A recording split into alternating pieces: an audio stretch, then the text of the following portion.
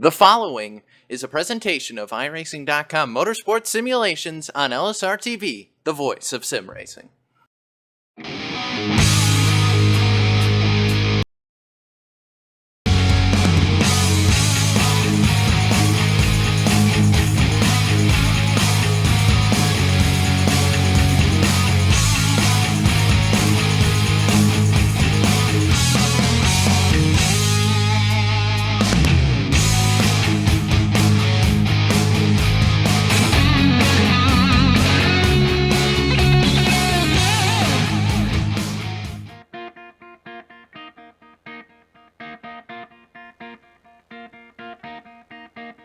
One week ago, 6 drivers were getting set to crown themselves at an opportunity for a championship.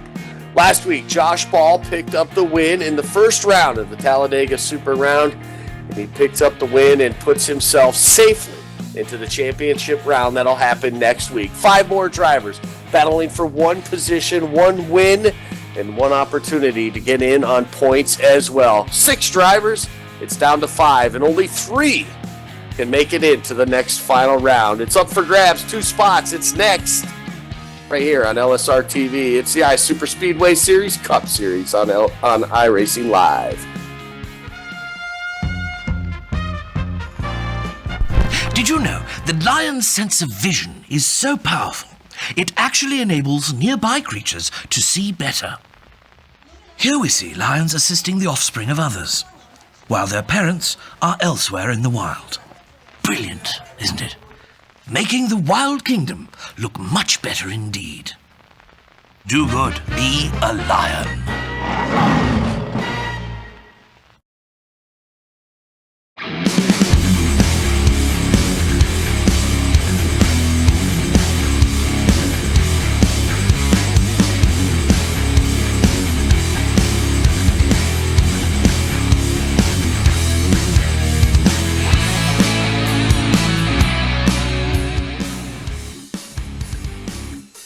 Good evening, sim racing fans, and welcome to the second part of the LSRTV Friday night doubleheader. It's the Super Speedway Series.com, and it's ready to get set. Talladega rounds, only one opportunity left to get themselves locked in the next week's championship fight.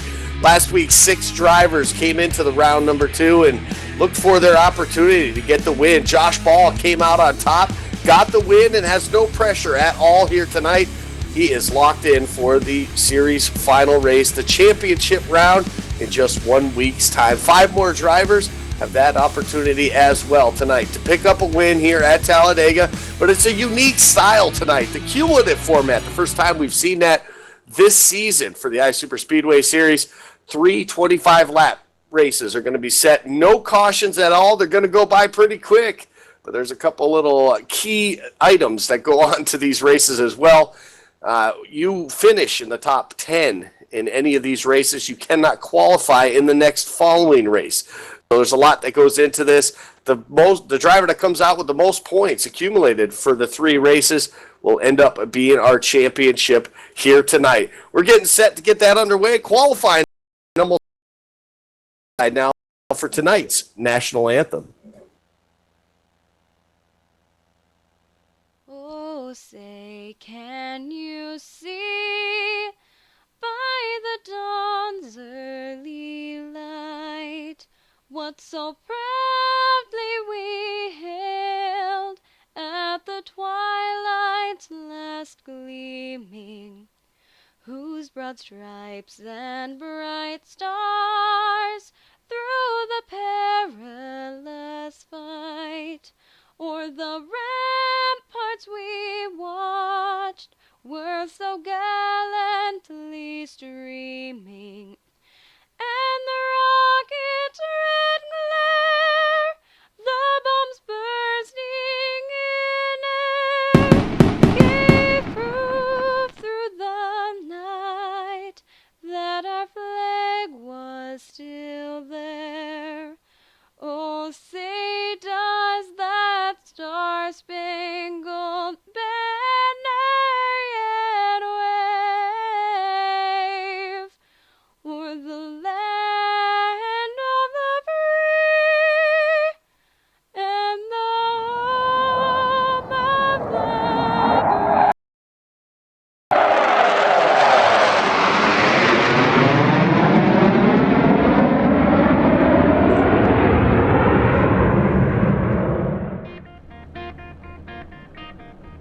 like to welcome all of you to Talladega Super Speedway. It's Talladega round number 2 of the chase for the iSuper Speedway Series. I want to thank Jaden Berkey for that rendition of our national anthem, and of course the virtual Thunderbirds for the flyover as well. I'd like to welcome everybody up topside to the booth. Myself, Andy Kessler, joined tonight by Cam Walsh and John Mustian Jr. Gentlemen, I'll welcome you here real quick before we get the grid. We're talking Talladega. We're talking 2 wide, 3 wide. Cam, first to you. A lot of things can happen on these races, but only 25 laps, no cautions. There's no time for mistakes in this one. No, got to push your way all the way to the front. Hello, everybody. And also got to remember that finish line, it's not where you normally would expect it in front of the pits. It's after that, so I wouldn't be surprised if we don't see some crazy action on the final laps, but the racing overall should be good. It absolutely should be good. And John, when we talk about these races as well, I know it's your first time with this cumulative format, but they have to make one green flag pit stop. So strategy comes into play as well. Do you make that pit stop early? Do you make it later in the run? Do you make it right in the middle? But either way, you have to do it during the green flag, obviously. You have to make that one pit stop. Obviously, guys go for fuel only. There's nobody goes for tires. It's all about getting on and off as quick as possible to get yourself the win tonight. Yeah, well, Andy, you know I go back a long way. You know that I'm not much of a strategist, but I would guess that if you want to do it the smart way, you do it early, get it out of the way. In case there's an issue, you still have the entire rest of the race to make up for that problem. If you wait too long, get busted speeding on pit road, screw up your entry, go too far, then you're screwed at the rest of the race. So if you get in and get it done early and have a mistake, you're okay. Let's take a quick look at our top 10 qualifiers on the night. Look at these times put up by these drivers. Ray Rittenauer on the pole with a 52.053. You can see the whole grid rolling across the bottom of your screen. But Sean Bowney, the driver in this second round, has an opportunity as a rookie to go for a championship next week. He needs a solid run tonight. If not a win, he better finish close to second or third. He will start second tonight. Paul Servant, Seth the Merchant, Rodney Wofford in the top 5.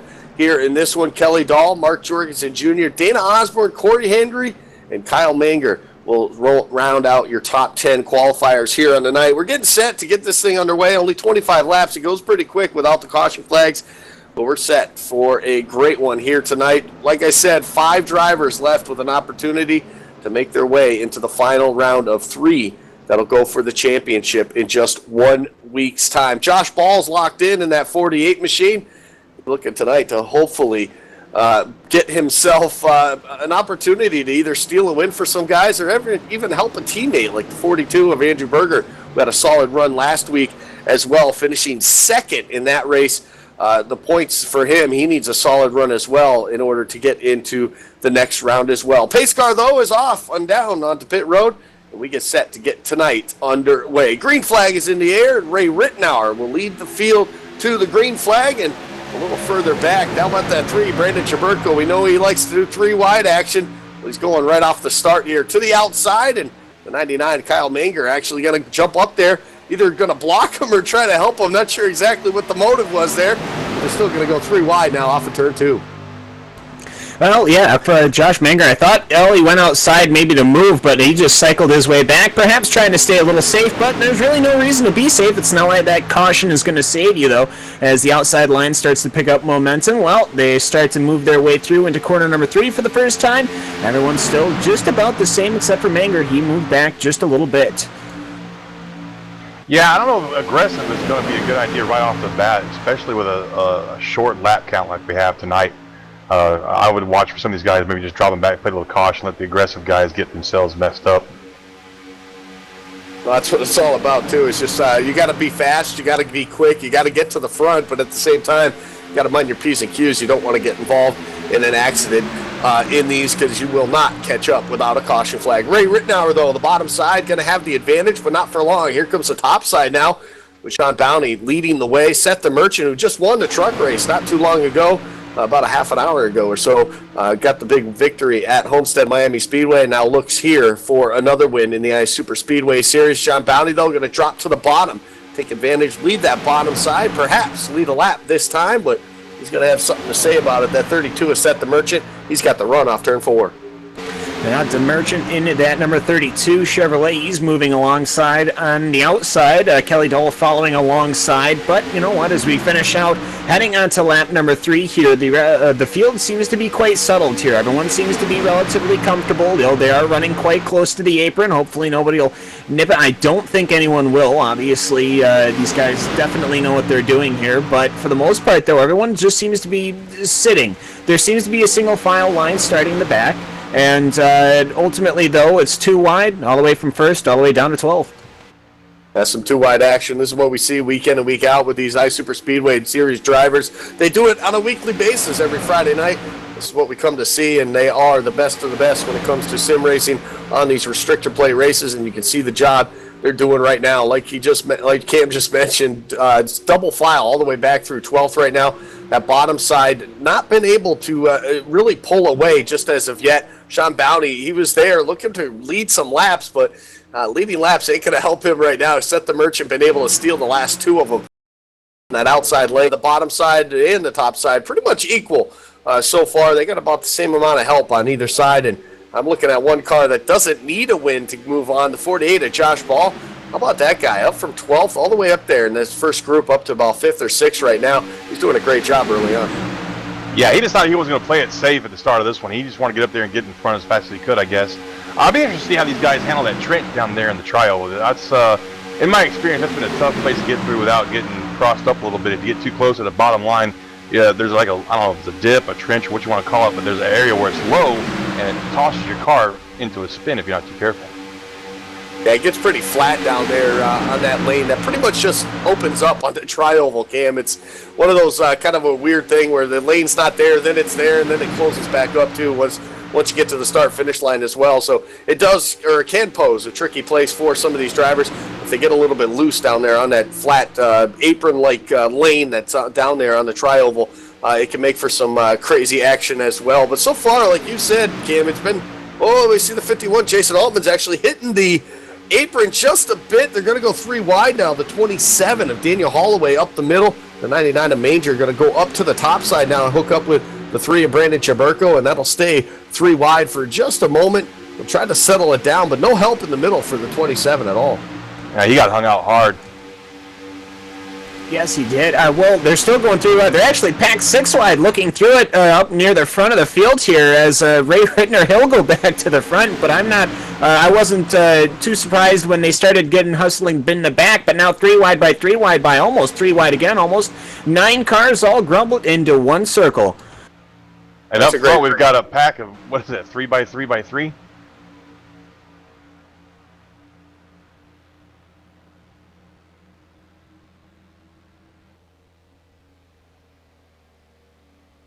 They have so much faith in each other up there in the front of the field that they can be able to do this and run 3 wide like that. And it's just amazing to watch, and we see it all the time with these drivers. 2 by 2 right now. Rodney Wofford going to lead the way on the top side. Drop down, actually, in front of Ray Rittenauer after Rittenauer was trying to make up what he had lost after starting on the pole. But right now he's going to go back to the high side. So a lot of moving and shaking up front. I like to call it leapfrog up towards the front of the field. See that 4 of Paul Servant now giving the push to Ray Rittenauer, trying to give him back that race lead and make it a little tough on the 7 right now to hang on to it. Yeah, and just listening to that giant pack of cars there, that was nice to listen to all those engines as they ripped down the backstretch one more time, 3 by 3. But yeah, they did settle it back down. I can't say I'm surprised. Obviously, these guys are definitely talented when it comes to going around Talladega. But for the most part, though, they're just rebalancing, re-rack them, restack them, and they seem to be doing just that. Everyone seems to have closed right back up in the last lap, and ultimately, though, Wofford, well, he's holding quite well. Jorgensen, he's sitting back there in 3rd. But, well, the outside line seems to be picking up that momentum.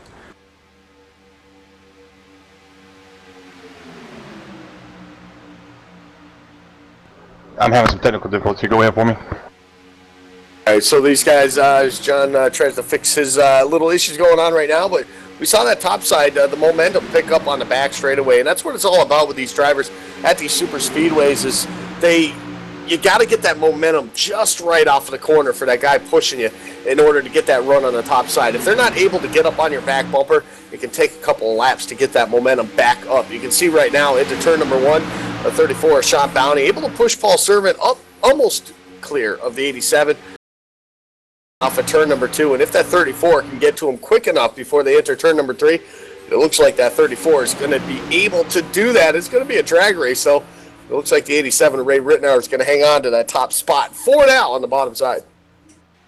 Yeah, and, they're coming through once again. Rittner, he's kind of moving that car around. He's tried the outside line. He's tried the inside line. Now we're on the inside line with the 7 following Wofford. And as Paul Servant, he tried to take the lead, but just didn't come to pass this time by as Ray Rittner, he's going to get another lap in that number 87 car.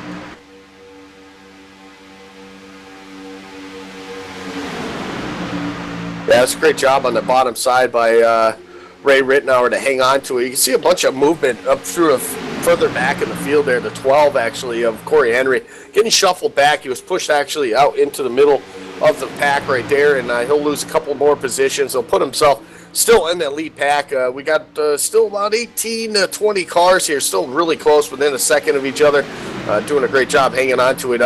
Now, a couple other times we've seen this cumulative race, we've seen accidents happen early on in the race. See guys get drawn way out of contention early on in the run, but so far tonight, 10 laps into it, it's been a pretty close and clean one for all these drivers. The top side still trying to get some momentum. Paul Servant leading the way in that 4 car, still unable to clear the 87, but Sean Bounty doing everything he possibly can to get him up there.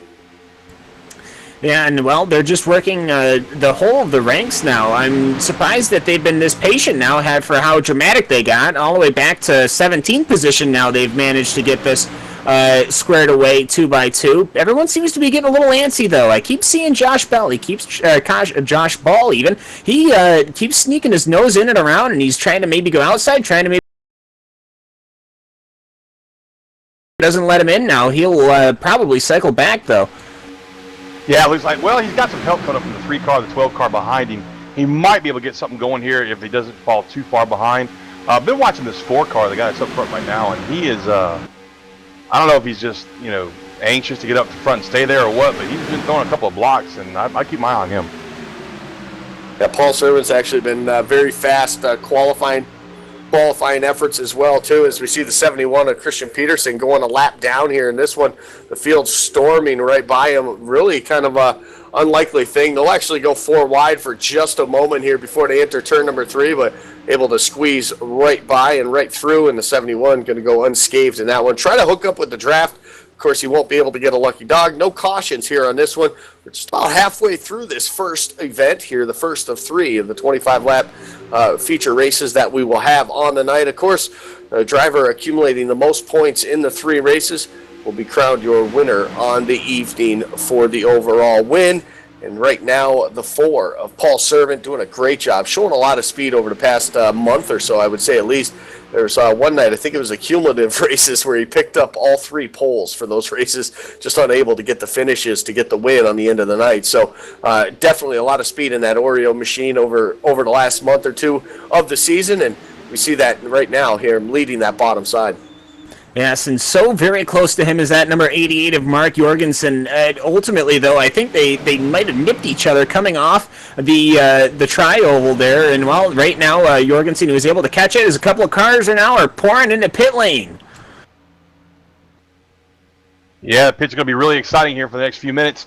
It's going to, I guess, not unbunch the crowd, but definitely spread them out, make it a little more interesting for racing purposes. Sorry, I just lost my screen again.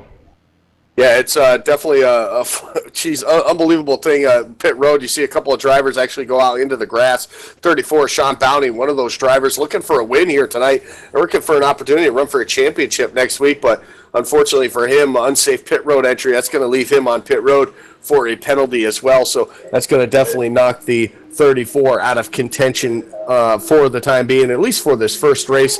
He'll have to try to get the best possible finish he can before this one is over. Pit road is going to be busy once again as the rest of the field looks like heading their way, led by Mark Jorgensen Jr. And the 42 overshoots the cone as well. So more trouble for guys on pit road. We talk about pit road being one of those places where it can make or break a race for you. And so far tonight, on the 2 stops that we've had, or the 2 times we've seen cars come down, Cam, it's been kind of a mess.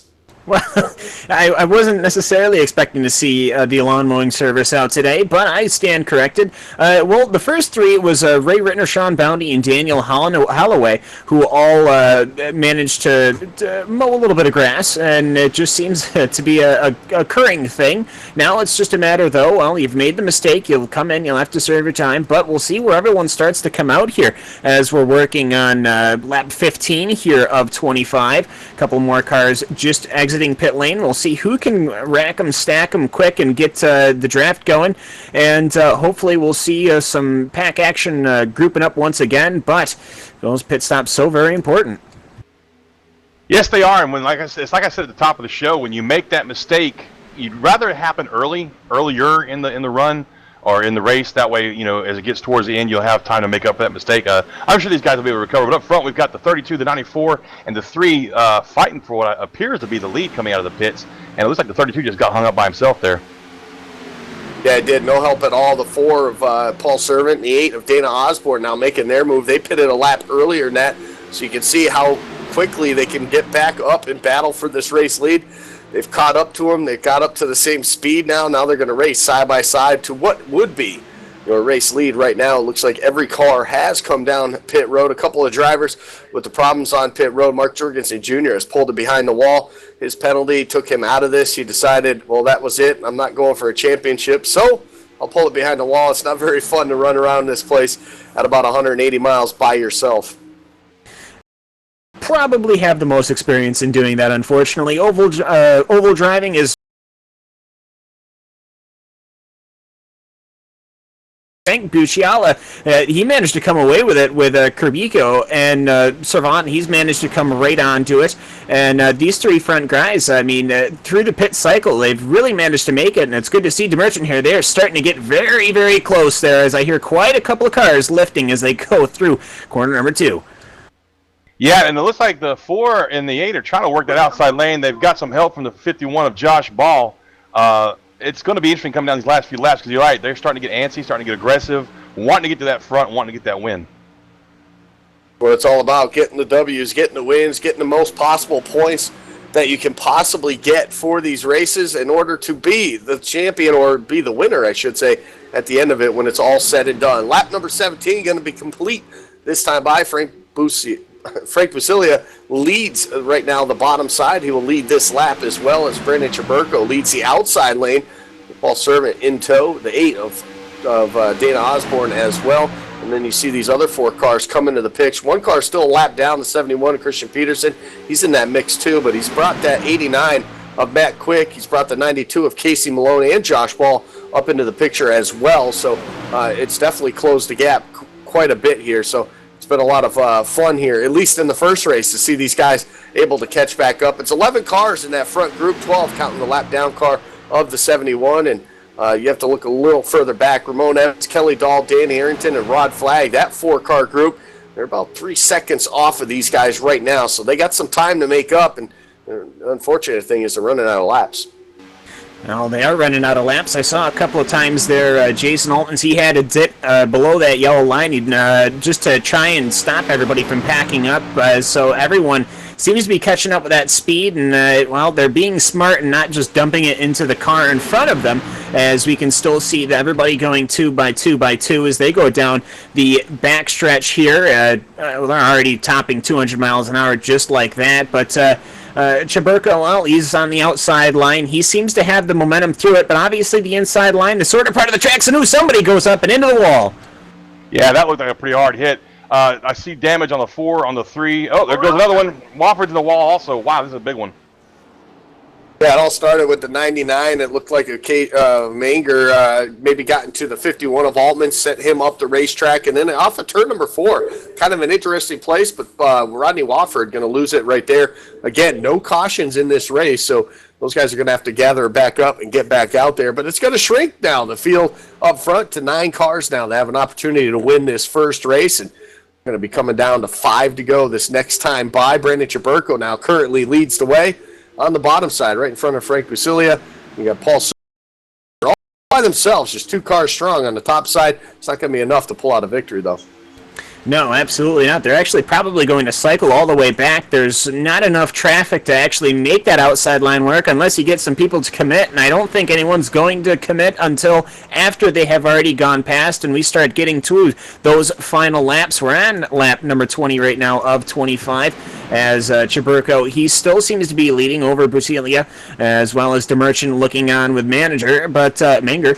But ultimately, though, I have to say that I think right now everyone's just going to wait. They've had a little antsy moment. Now they're going to look at it as somebody looks to the top. And here we go, actually. And just as I say that, everyone starts changing lanes and moving around.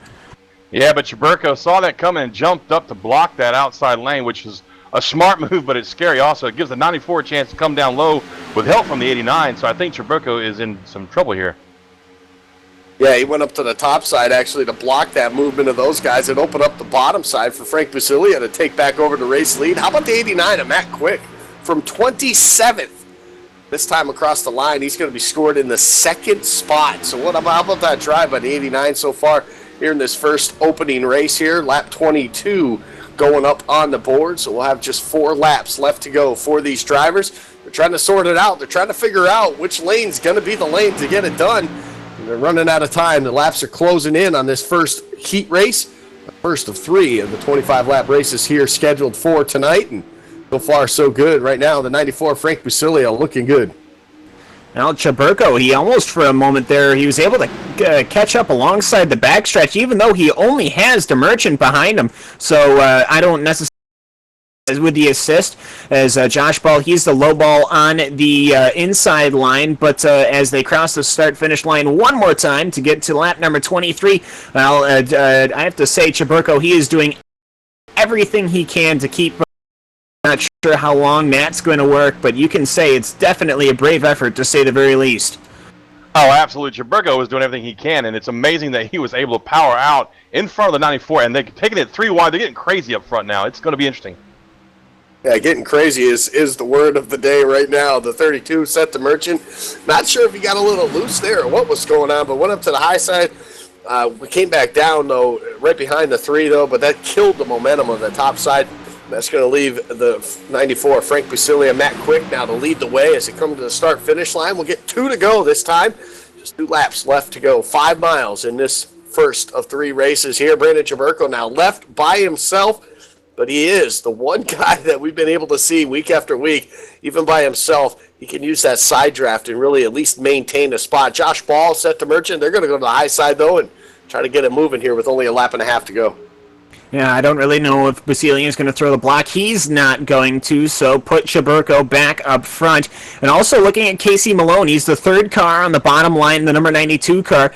Keep an eye on him as well. He definitely wants to come away with a win as well as the 94, so hopefully we'll keep everything nice and clean here for the finish as we are just about to start the final lap here in this heat number 1. That outside line seems to be so powerful coming through the tri-oval. Well, Busilia needs this win, but I don't think he's going to be able to get it because he just doesn't seem to have the power or the help to keep that bottom line moving because he just got passed up by 4 cars right there. Went from 1st to 5th, and now the inside line is struggling coming back up. And it looks like whenever Chaburko gets out front like that, that damage on his left front nose just slows him down a little bit.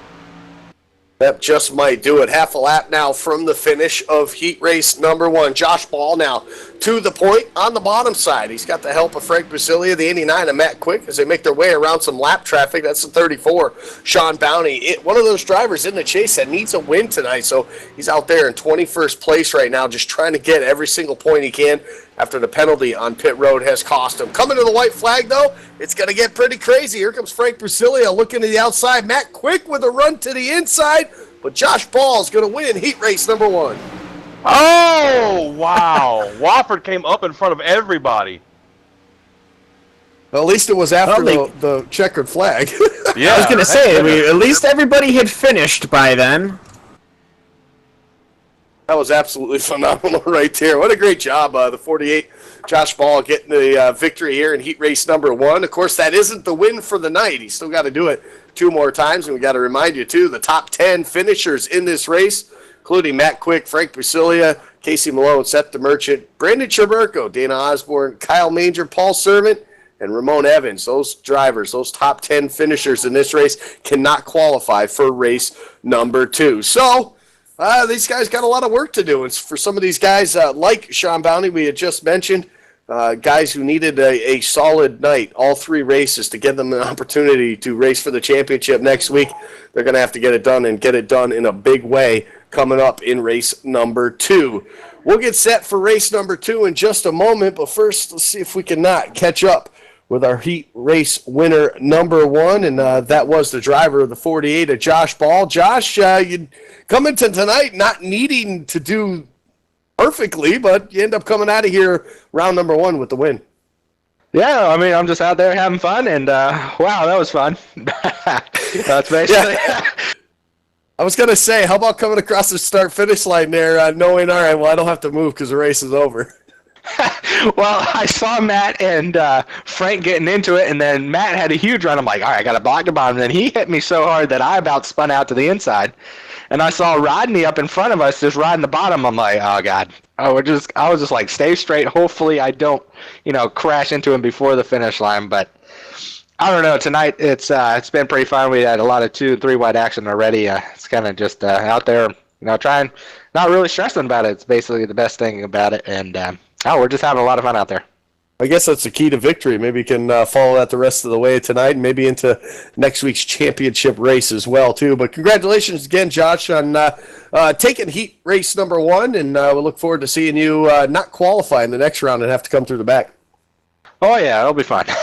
Thanks, Andy. All right, good luck to you. Well, that's Josh Ball, winner of heat race number 1, and guys, I don't know, it's been the first time you guys joined us for one of these cumulative races. That was only 1 of 3 right there. A lot of action, a lot of 2-wide, 3-wide action, and there's still more to come. Well, a third of the race, but 100% of the effort these guys have been putting in. Well, the axes have been wet, and maybe, they've got their pit stop mistake out of the way. Hopefully for rounds 2 and 3, they are going to be A-okay on the pit stops, but it's been an amazing race so far. I'll tell you, this was fun to watch. It's like the format forces these guys to throw out traditional racing ideas. You know what I'm saying? Like, you and I, Andy, in a race at Talladega, you want to get to the front as quick as you can, or maybe ride around in the back and far back and let the accidents happen. But with this little quick format and this cumulative format that they've got, it's like screw tradition. Let's just do something crazy and go for the front and get it over with now. And that pit stop really kind of threw a chain in everybody. I mean, a wrench in everybody's chain there with the speeding penalties and unsafe entry. But you're right, they got it out of the way, and it should make for an interesting second and third segment.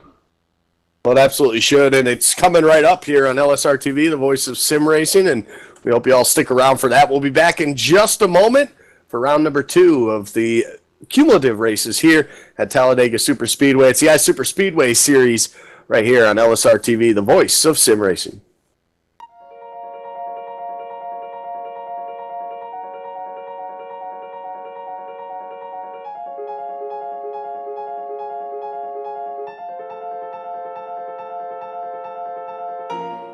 For iRacing to get Le Mans is huge. I mean, this is a unique event, a unique track where, half of the track is public road, so you can never test on it, you never get experience on it, and it's 8 miles in length, 4-minute lap time in a GT car. So, even if you're here for an hour of testing, that's only 15 laps, and you're only going to see the corner 15 times that day.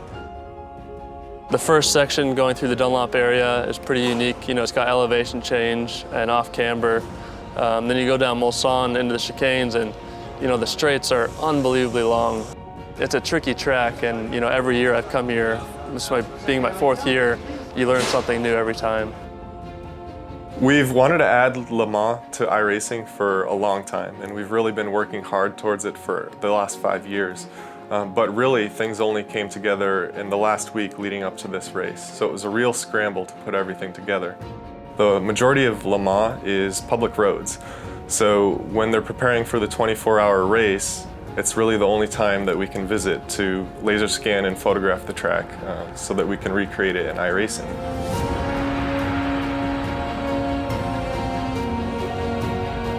We work closely with the ACO to get essentially exclusive access to the facility. and everything that we needed to get the laser scanning and photographic reference that we need to create the track. We were very fortunate to be at Le Mans at the most important time of the year and gain that experience of being there. And we're going to really do the best we can to put that into our work and making sure that the Le Mans in iRacing is the best Le Mans, the most exciting and accurate recreation of the track possible.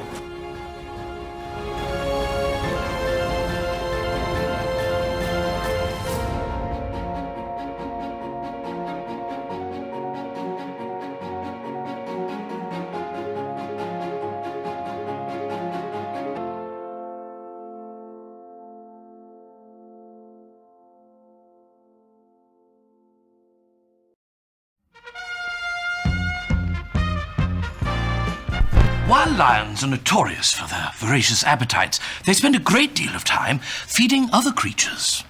In fact, lions will take great care to ensure there's plenty to go around. As you can see, they keep giving with utter ferocity. Bravo, lions, and bon appetit. Do good, be a lion.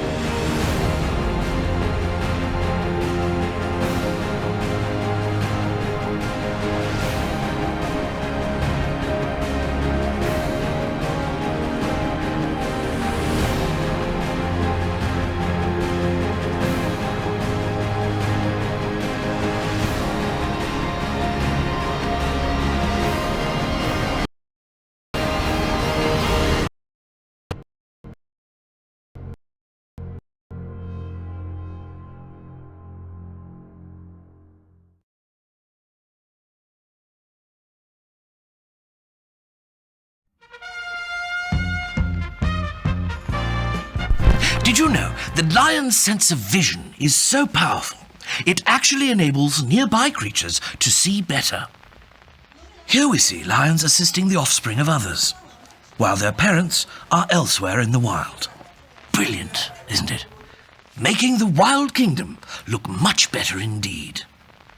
Do good, be a lion.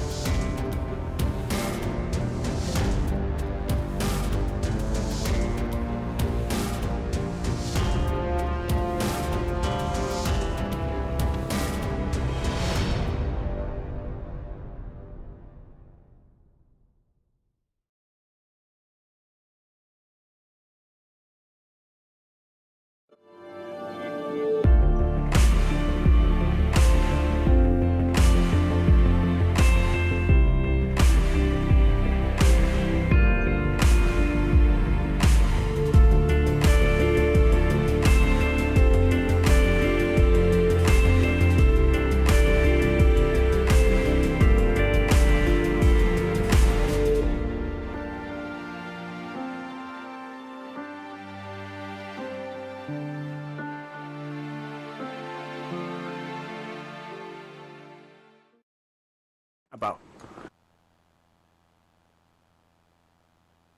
Welcome you back here to Talladega Super Speedway. It's LSRTV's Friday night doubleheader, and it's race number 2 of the 3 races in the cumulative format here for the Ice Super Speedway Series. Coming home with the victory in race number 1, Josh Ball in the 48. Of course, Josh Ball has already qualified for a championship race next week with his win last week here at Talladega as well. So he got the win, but he didn't really need it, so he's got the opportunity now to basically either help his friends or steal a win away from these other 5 drivers that are contending for an opportunity for a championship next week as well. Josh Ball, though, of course, one of those drivers now with the opportunity to become the first 2-time Cup Series champion here for the Ice Super Speedway Series with his victory last week, and he gets set to get that done next week. Hopefully get his second win, or second championship, I should say, as well. Joining me top side of the booth is me, Andy Kessler, and I'm joined with Cam Walsh and John Mustin Jr. Of course, I got Cisco Scaramuza, the lovely and talented Cisco Scaramuza, down in the production trailer, getting that picture to you. And gentlemen, we saw the first race, and it was a lot of fun. We had some 2-wide, 3-wide action. We had a great battle there coming to the checkered flag as well. It's just, I guess, a prelude to what we're going to see these remaining 2 races. Yeah, and we ended when they crossed the start-finish line with fireworks. And ultimately, though, I have to say these guys, they've sort of tuned up, warmed up. We had a good finish at the end. There's about 9-10 cars all vying for it at the very end. I have a feeling where that number is going to increase as these people, they get a little bit more comfortable with pit entry again, a little warmed up to it. I don't think we'll see anybody cutting the grass this time, but you never know. Yeah, you never know, and it goes back to what I said in the first segment. Get that pit. I would get the pit stop out of the way early in case I do make a mistake. As a driver, I don't like making mistakes. You don't want to make a mistake, but if you make it on pit road, it's really hard to overcome the later in the race you pit. So again, we're at a 25-lap race right here. If you do it now, get it out the way. You know, even though without cautions, you're going to have a chance to get back into it with these guys, getting crazy like they did in that last race, wrecking each other. I'd be looking at the 3 car as a strong car this time out. You got your desperation cars, the 92 and 94.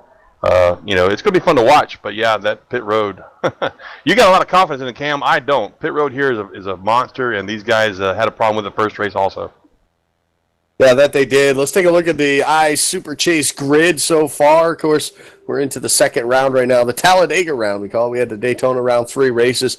We moved 16 drivers, and we whittled them down to 6. We knocked 10 guys out after those 3 races at Daytona.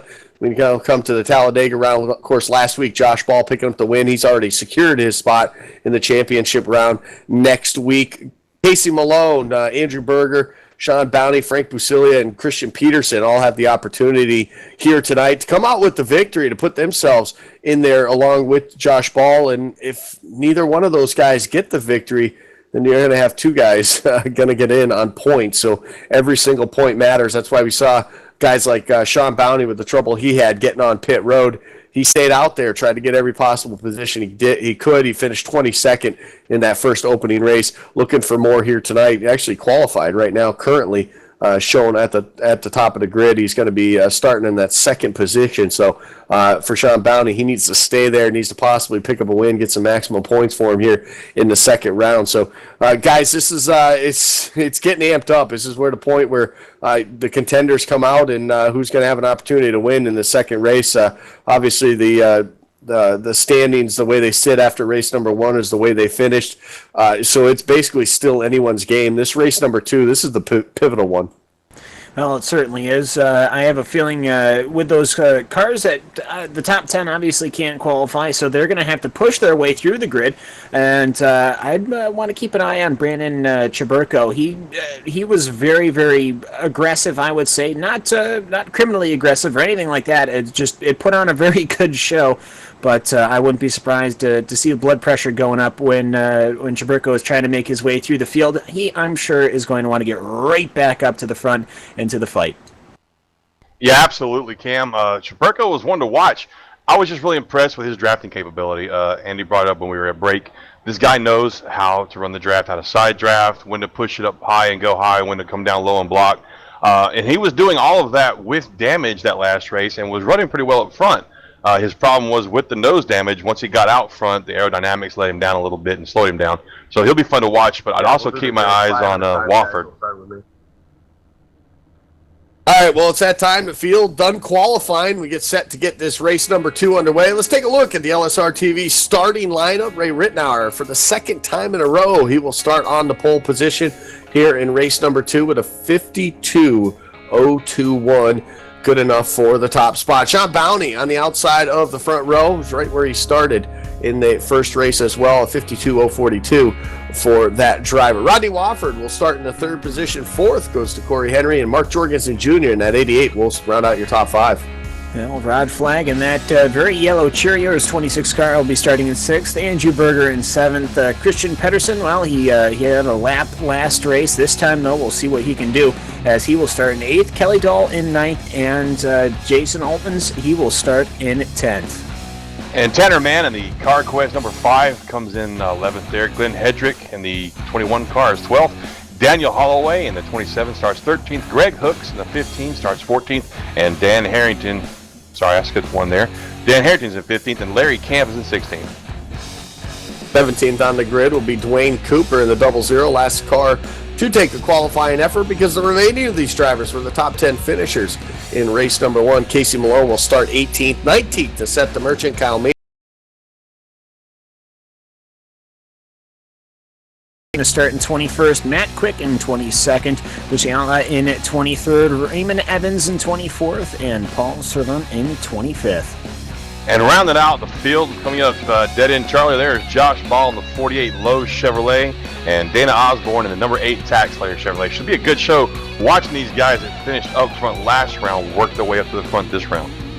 Yeah, it's absolutely fun to watch, to see these guys try to make their way back up through the field to get themselves a solid top 10 finish once again, to keep themselves in contention for the win, the overall win here tonight. The most points accumulated by any driver in these 3 races, that'll be decide your winner on the evening here. Ray Rittenauer, as the field gets rolling on the field, he will lead the field to the green flag for the second time here tonight, and this time for a little bit better of a result, possibly a win here in this race. Andrew Berger, another one of those drivers contending for a championship, or the opportunity for a championship next week.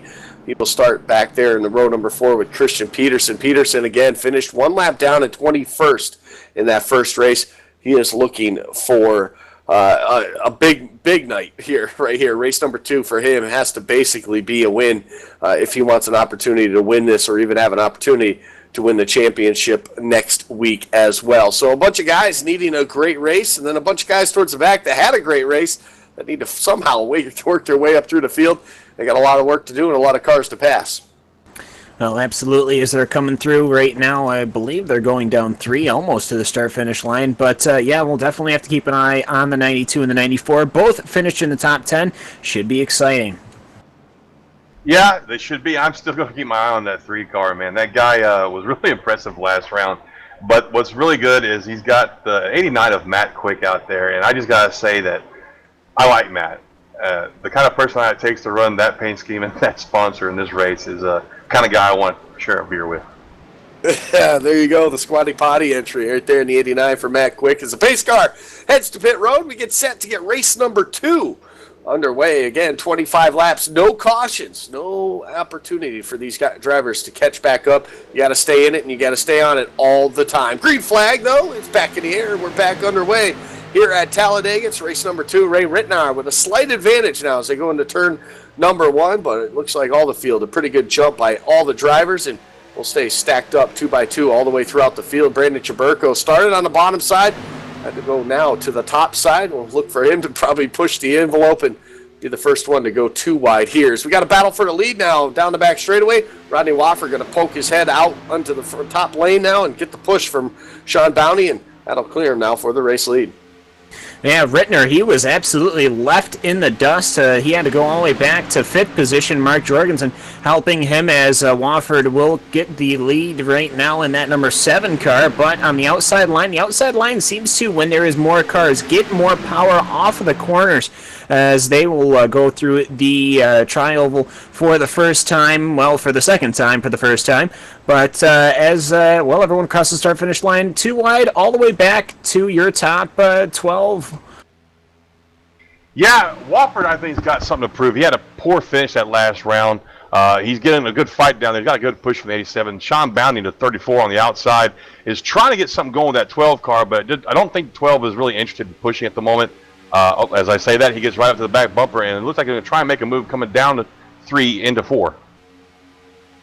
Try to make a move. They'll stall out just a bit here in the corner, and it's going to be all about the timing coming off the corner. Rodney Wofford, an all-time winningest driver in the I Super Speedway Series, leading the way right now currently off of turn number 4 down to the start-finish line once again. A complete lap number 2. Top side, not quite the momentum they need for the time being, but they're right there, and they're close right from the 12 of Corey Henry, but not enough to allow him to clear him and get the lead outright on the bottom, but we'll try it one more time here on the top side.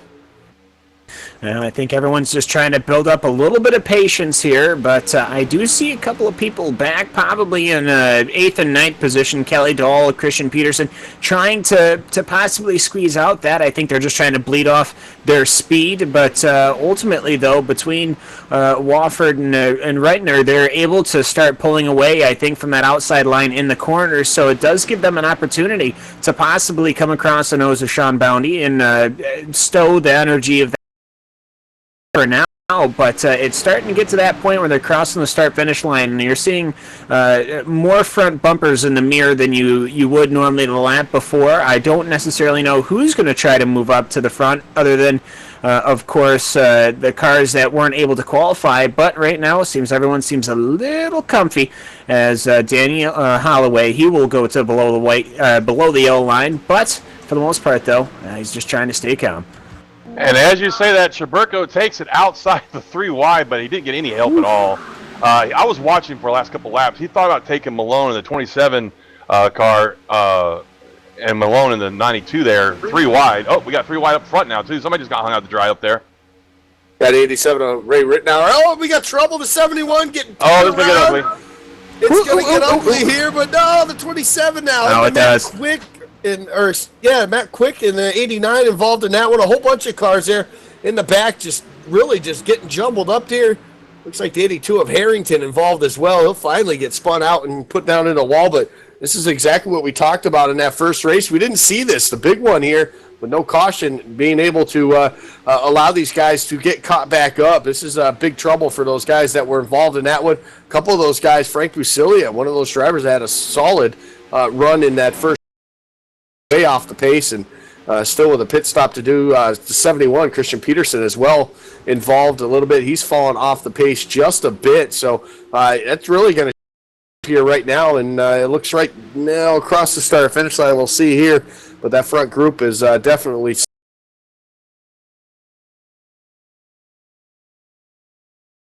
when to dive to the inside of Christian Pedersen, and ultimately they had a little bit of contact, and Pedersen had lost the car, but by pinballing off of another 2 cars, he was able to save it, but that just started a chain reaction with Holloway, Harrington, Servon, and it's a little more sparing right now, but that's not to say that these guys aren't going to be trying their hardest here, as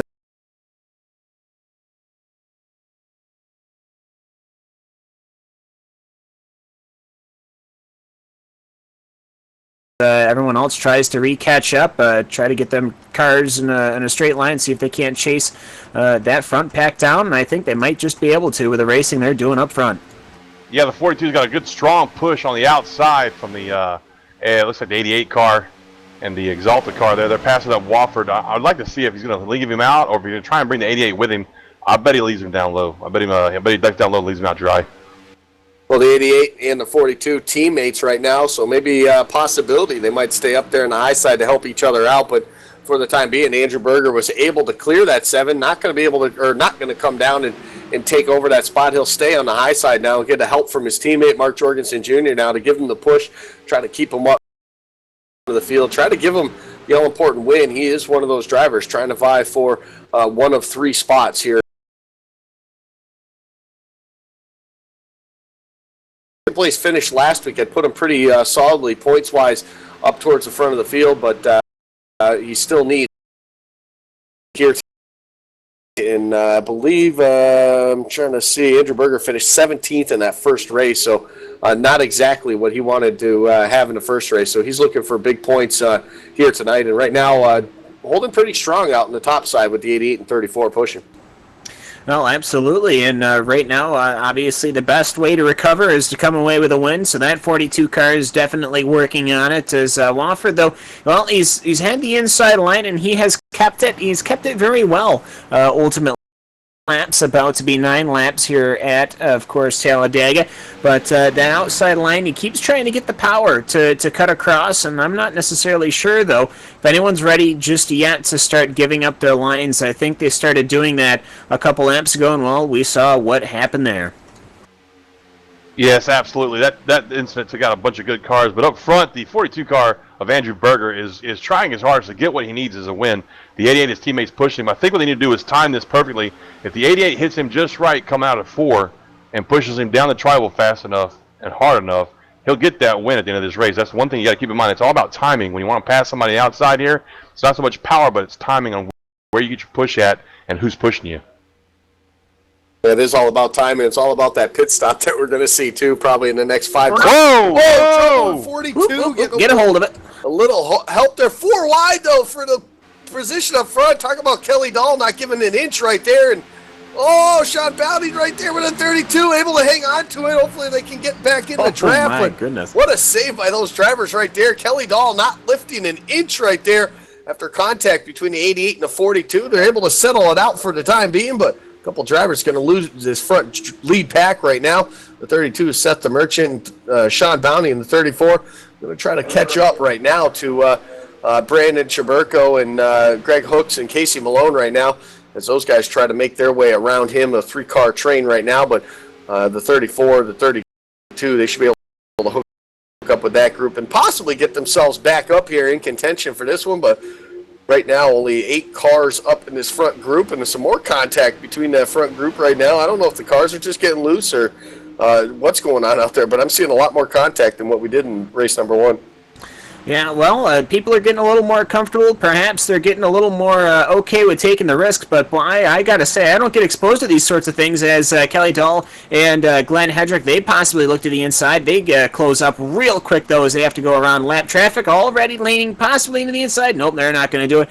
But I don't get to see these this type of restrictor plate pack racing here. They were 4x4. Wasn't even a lead pack. It was really a lead blob, but everybody managed to make saves there, and it was full commitment. If even just one person jammed on the brakes, we would have had a huge incident, and ultimately, though, people just lost their pace. But I will say, though, for the cars that are now sliding back, well, you can just look at it. It's a 5-car pack now between Greg Hooks, Chaburko, Malone, and Bounty. They're in a 5-car train. That's some serious power to catch up.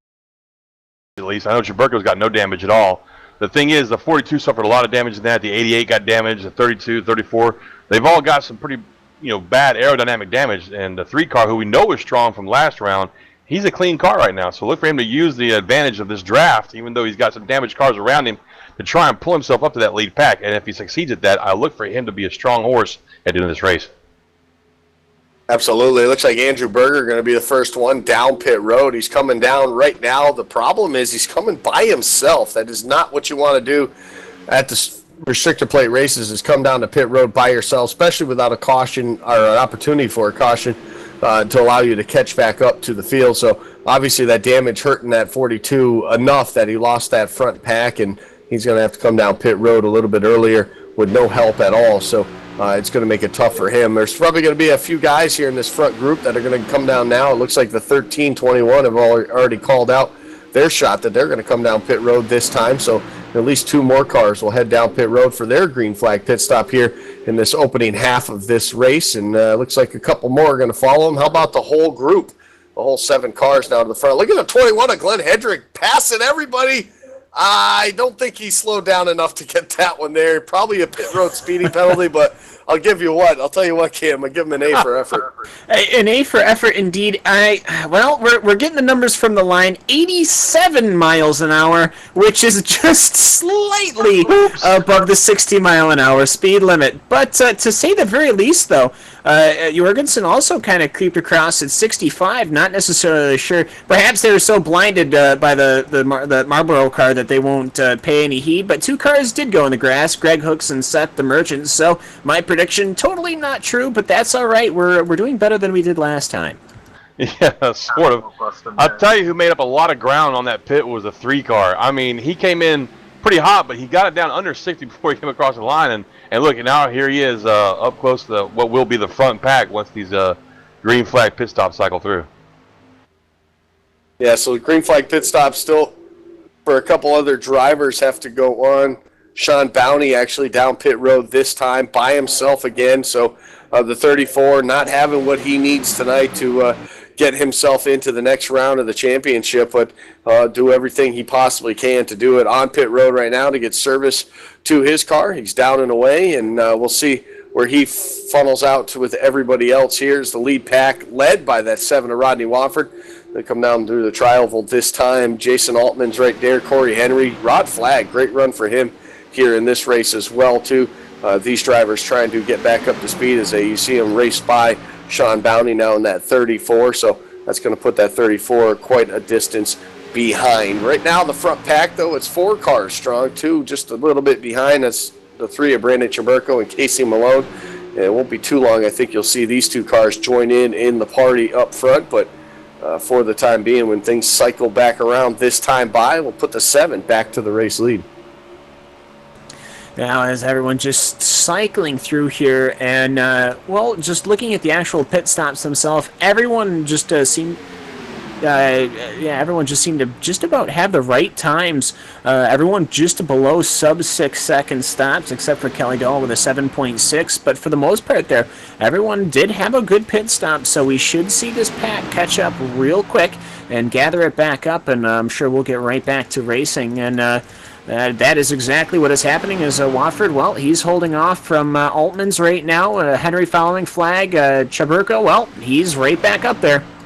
Yeah, Chaburko, like I said, made up a lot of time in that pit stop. He's got the help from the 92 of Malone, who actually really needs to win tonight. But Chaburko's driven up, from the back of the pack where he started because he finished top 10 last race. And he's up here in the top 6 now to make it a fight. Top 7, it looks like. Yeah, he is up here. Talk about Casey Malone as well, too.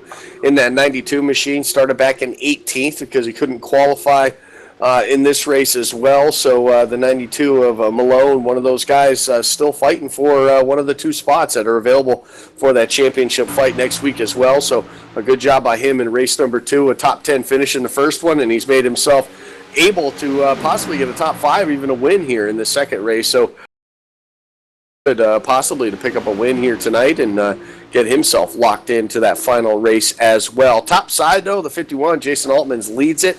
It's 3 cars on the top, 3 cars on the bottom for the time being.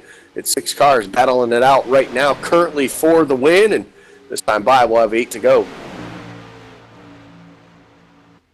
Yeah, and just looking through here, I mean, Chaburko, he's running well here as laps. Boy, they're ticking down a heck of a lot faster than they were last time for whatever reason. Perhaps it's just because we've seemed to have had quite a bit of action here as running up front. Altman's, he's running on the outside.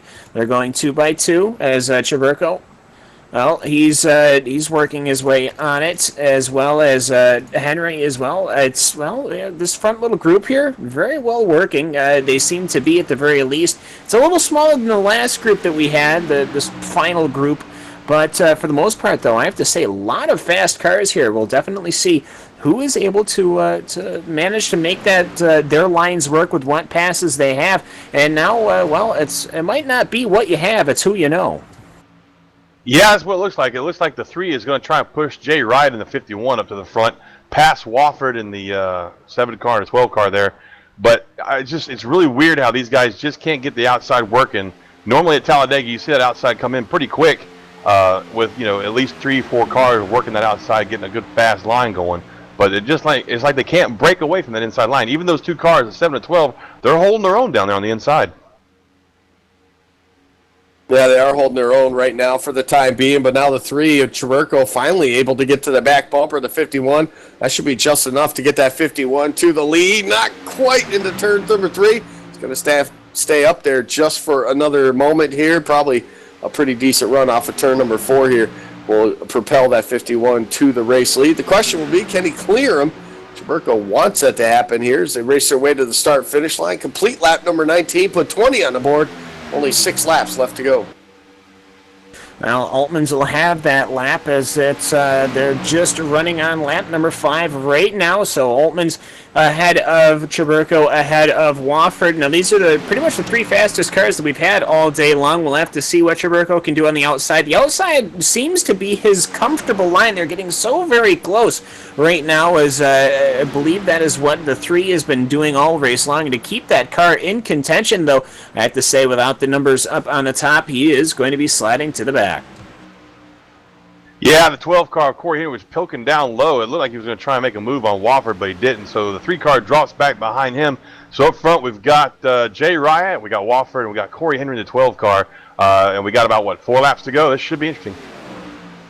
It definitely will be interesting to see how this all plays out at the end. Obviously, a little bit of action going to be happening. That 3 car wants to win. He wants to get up to the front. The 92 looking to move on in the chase as well in the grid. So he wants every possible point as possible. I expect these 2 guys, they've stuck together since the beginning of this race from the 21st and 18th starting spot to get themselves in contention for the win here in race number 2. It's a cumulative race here for the iSuper Speedway Series. They all jump back into line now. Single file. We'll get 4 to go now as they exit turn number 4. Jason Altman's looking pretty strong out front. Well, yes, he is, as Altman's, that number 51 car. It seems to be performing well. It's one of the only Fords I've seen out in the field. I see a lot of the bow ties out there, but I guess if you want to be first on race day, of course, that is what you might need. But we need to see if we can actually prove that true here, as we do have enough time to go to say that he could certainly win it or lose it. Certainly right now is Wofford. He's going to the outside. Now, the outside is not a line he's normally used to have, so I wouldn't be surprised if he tries to cut down to the inside as soon as he can. I think he was thinking about, there he goes. Yep, he's down to the inside. He cuts that apron just a little bit too close there. Leaves Malone alone on the outside with the 92 coming up just inside of him. Traburco in the 3, and looks like Altman and the 51 are going to line up behind Wofford, and sure enough, Malone falls in the back there. Yeah, Wofford going to take over that race lead, but here comes the 51 Altman's. He's not done yet. He wants back to the race lead in turn number 1. Traburco, Malone giving him the push. Corey Henry, though, falling off of the draft for the time being.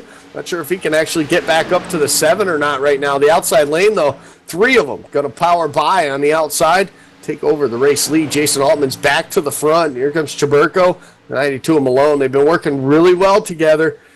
They're doing it all right now, trying to get the advantage, trying to get themselves to the top spot here. They only got a couple more laps to do. 2 to go this time by.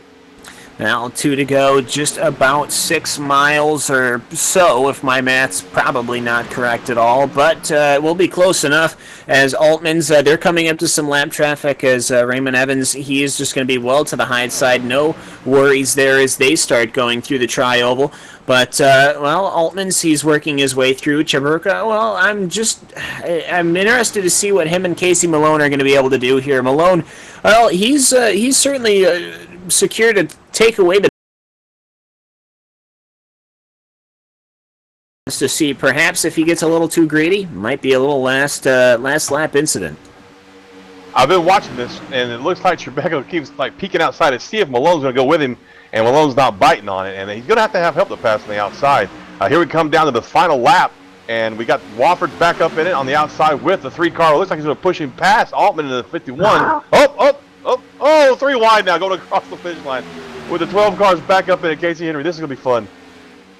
A white flag in the air for the final time into turn number 1. Wofford splitting everybody, going 3 wide with the help of Corey Henry, trying to take over that lead. Altman's, though, going to hang on the bottom side. Here comes Malone and Traburco to try to help now. It's a drag race. Top 2 guys side by side into turn number 3. Will 2 cars prevail on the outside? Will 3 get it done on the bottom? Only time will tell as they work their way through 3 and 4. A little bit of contact. Altman's and Wofford, they got lap traffic in front of them as well. The momentum, though, for the time being, it's on the bottom. The long distance to the start-finish line. Jason Altman leads the way, and it looks like he will win race number 2. Wofford. Oh, what a finish. What a finish. .013. Wow. Jay Riot takes the win by 13 one-thousandths of a second, man.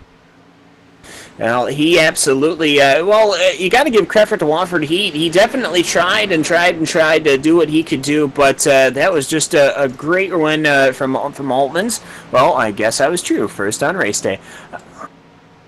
Well, there you go. The Ford gets it done. Jason Altman's gets the job done in the car number 51. He will pick up the win here in race number 2.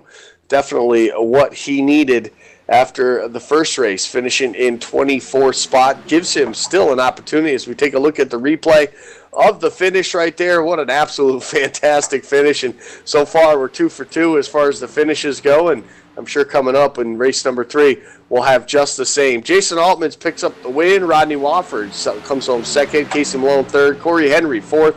Fifth goes to Brandon Chaburko. Andrew Berger, a good rebound. He'll finish sixth. Seventh to Josh Ball. Kelly Dahl will finish eighth. Ninth to Frank Busilia. Ray Rittenauer will finish in the 10th spot. Those top 10 finishers, they can't qualify for race number 3. They're going to have to work their way through the field once again. And for Casey Malone and Brandon Chaburko, they were able to do it this time. Can they do it 2 times in a row? Only time will tell. But we're going to catch up now and talk with our race winner, Jason Altman. Jay, congratulations. That looked like a hard-fought one, but you got the W and a pretty good recovery from the 24th spot you finished in the first race. Yeah, 24th's good, right? Yeah. I honestly, I didn't really work that hard. It was just kind of the people that were behind me were just kind of coming up with a scheme, and I'm like, all right, sounds good. When you're in the front, I think that's kind of an easy spot to be. You just, I don't know, let things come to you and just figure it out from there. So it's when you're sitting in second or third or fourth or something like that, that's more complicated. I don't know if it was necessarily hard fought, but I'll take it. Well, hard fought, meaning you had it, you lost it, you had it, you lost it, and then you had it, and you were able to hang on to it, and you were able to hold off the charge there. Late going for Rodney Wofford, trying on the outside, trying to take it away from you. But you did get the job done. You give yourself an opportunity now to come out with a win with a great run in race number 3 now. It definitely made up for the first go-around there, but you got to be pretty happy. It may not be an overall win, but at least you're in victory lane. And that's what's frustrating about it is because at the end of, this format, I'm sitting in P1, and I'm just kind of like, I guess so. I don't have a chance to win the actual thing, so I'm just kind of like, I don't know. It's not even really bragging rights winning one of these things because no one's ever going to remember it. So I hate to be negative Nancy. Well, I appreciate that. I hate to be negative Nancy, but it's kind of like, Somebody get that man some whiskey. That's, dude, that's about it, too, is after this stuff, it just gets so frustrating, and I don't know. The racing recently hasn't exactly been stellar on my end, and I've been seeing a lot of people do some stupid stuff, so I'm just kind of fed up with it, and I'm just going to start kind of racing like an idiot, and Well, it works. Sorry. I'm like, no, you guys are like, okay, dude's really happy to be here. Like, sorry about that. So he's venting, but that's all right. Hey guys, I'm really having a great time out here. That was really great. I hope you enjoyed it in the booth. I did. If it makes you feel any better. Jay, I've got some Seagram 7 over here, some Jack Daniels, and some McGregor Scotch. You just tell me which one you want, and I'll fix you up a big one, all right? I'm too much of a pansy. That's all way too strong for me. I'd have a sip of that and be like, oh, that's I have a Yinglings in my fridge because I'm from upstate New York, and apparently Put that thing down, son. You go blind. You're one of those types, huh? It's got a twist. You notice when he top, says that, he's like, "Wait, hang on, everybody. Everyone listen to me. I'm from upstate New York. So we don't get the good things. I drink imported. All right, we can't be trusted with the real things. I have a twist top because we can't be trusted to actually get the top off on its own. So Andy, are you watching your broadcast career go slowly down the drain, sir? I'm loving everything that's just happened here, Jason, and it's always a great time whenever you come up into the booth. So I'm glad you won this race. I'll never forget it, and I wish you the best of luck in race number 3. All right, Congratulations there, Jay. Have a good one. There you go. There you have it. Race number 2 winner, Jason Altman.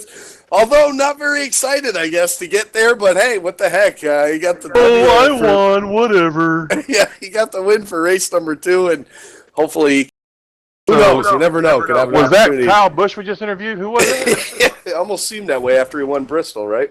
Anyway, race number 2 is in the books. We get set for race number 3 coming up here in just a moment. So as we get set for that, we'll take a moment and step aside. It's the iSuperspeedway Series.com, and it's right here on LSRTV and iRacing Live. We'll be back in just a moment.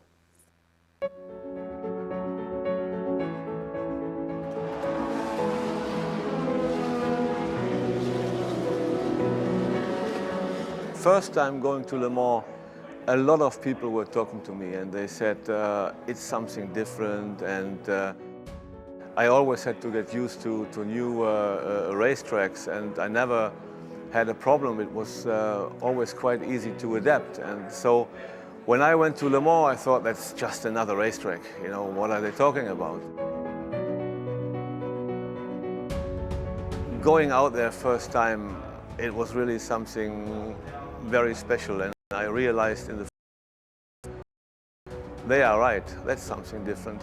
Le Mans is so fast. Wherever you accelerate, especially with a prototype, you are over, let's say, 150 miles per hour. So whatever corner you exit, you just push the throttle twice, shift up, bam, bam, bam, 300 Ks. Going there, I realized everything you have done before was nothing.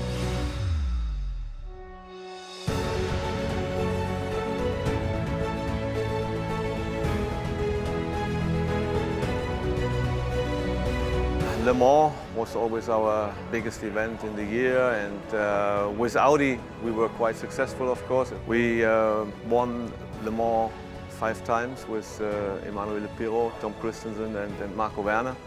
We actually had the first Audi win in 2000, and then 2001, 2002 with our good old R8. And then later on we also had the first TDI diesel wins. I was always interested in racing games. We were looking for something where you have a big community and you can do races day and night. And we found this with iRacing. It's really, really impressive and it's a lot of fun. So whenever I'm at home, I'm with the guys and we try to work on the setups and that's the funny thing. It's like real life, you know. You cannot just jump in and play around. I mean, you can do, but there's no chance to win a race or to be competitive. So you have to work on the setups. I mean, for some people it might sound a little strange for a race driver being in real race cars end and end. Working with this simulation is very, very, very similar. It's very, very close to reality. That's why it's so much fun. And wherever I go with iRacing, I really feel like on the real track. All the details, the line, the bumps, it's very, very similar. I'll give you an example, Sebring, turn 1. There is a stupid bump at the exit of the corner. That's the same thing in iRacing. So you have to get things right, and if you hit this bump wrong, you're off. Yeah? It's a big, big help. It's a big help. I mean, when I did my first race at the Nordschleife, when I was, I don't know, around 2021 with Bernd Schneider and Manuel Reuter, we were the Ford youngsters. So we had to do the 24-hour race at Nürburgring. And I remember it took us around 30-40 laps to know it's left or right, and another 30-40 laps to feel confident and going fast. And you can imagine another 20-30 laps to be really at the limit. Yeah? So in total, let's say you do something around 80 or 100 laps out there with a real car. If you learn the track on the computer, on the PC, with iRacing, you know 100% what's going on out there. I wish we had these possibilities when I was starting my career, you know. It's great, really great. Le Mans, going there, you have to be really careful, and you always have to have in mind that the average speed is so high. You go on the straight, you back off, you feel slow, but you still have 270 on the tackle, yeah? As iRacing in a simulation, also there I'm pretty sure you will feel that it is different to other tracks. You will also find it very difficult to find a good braking point. Yeah, your reaction has to be much better because you have to get it spot on, otherwise you just go straight, or you are much too slow in the corner, so that's a big difference. Le Mans is very impressive, no matter whether you are in a real car or just on the PC doing it in a simulation. And I'm really looking forward to being a nice prototype again. I doubt that I can do 5 wins in Le Mans with iRacing. The young aliens, they will kill us out there, there's no doubt. The community I'm with, it's MSP Drivers Home. Bunch of people, really funny guys, good friends, and very enthusiastic. Big Audi fans. We are doing our races together in iRacing. That's a cool thing. Actually, when I do this long distance races, endurance races in iRacing, I kind of feel the same pressure like in a real team, you know, because somehow you feel responsible for the other guys, you know. They are sitting there in front of the screen trying to do a good job, and then you go in and maybe you have done 2-3 hours, and then you go in and you the race, you know. That's a bad feeling, I tell you. I mean, it's not as expensive as it is in real life, but it's unbelievable how, with everything, with the driving, with the pressure you feel, with all the emotions, it's very impressive how close you come to real life, let's say, yeah.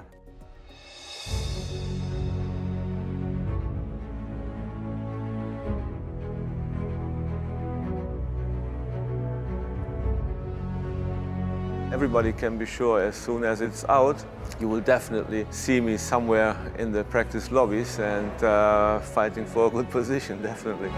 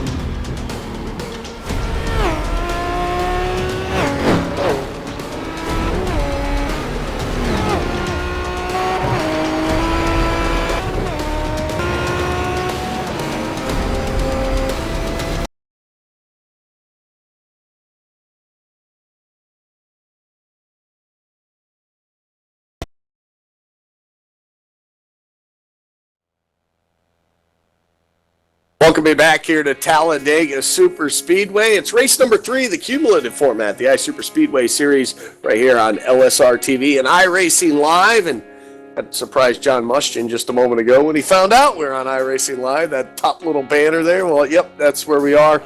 That's where you can find us just about any night on this of the week, actually. Honestly, right here. So, 2 races down, 1 more to go. Casey Malone right now with the updated points sits on the top of the board right now with an opportunity to win and get his name locked in for the second round of the third round, I should, for the chase, the championship round next week. Josh Ball currently 1 point behind him, looking to steal that win possibly away. Brandon Chaburko is 4 points to Frank Vasilia, and then there's a pretty big drop there, Cam, all the way 12 points back to Kelly Dahl.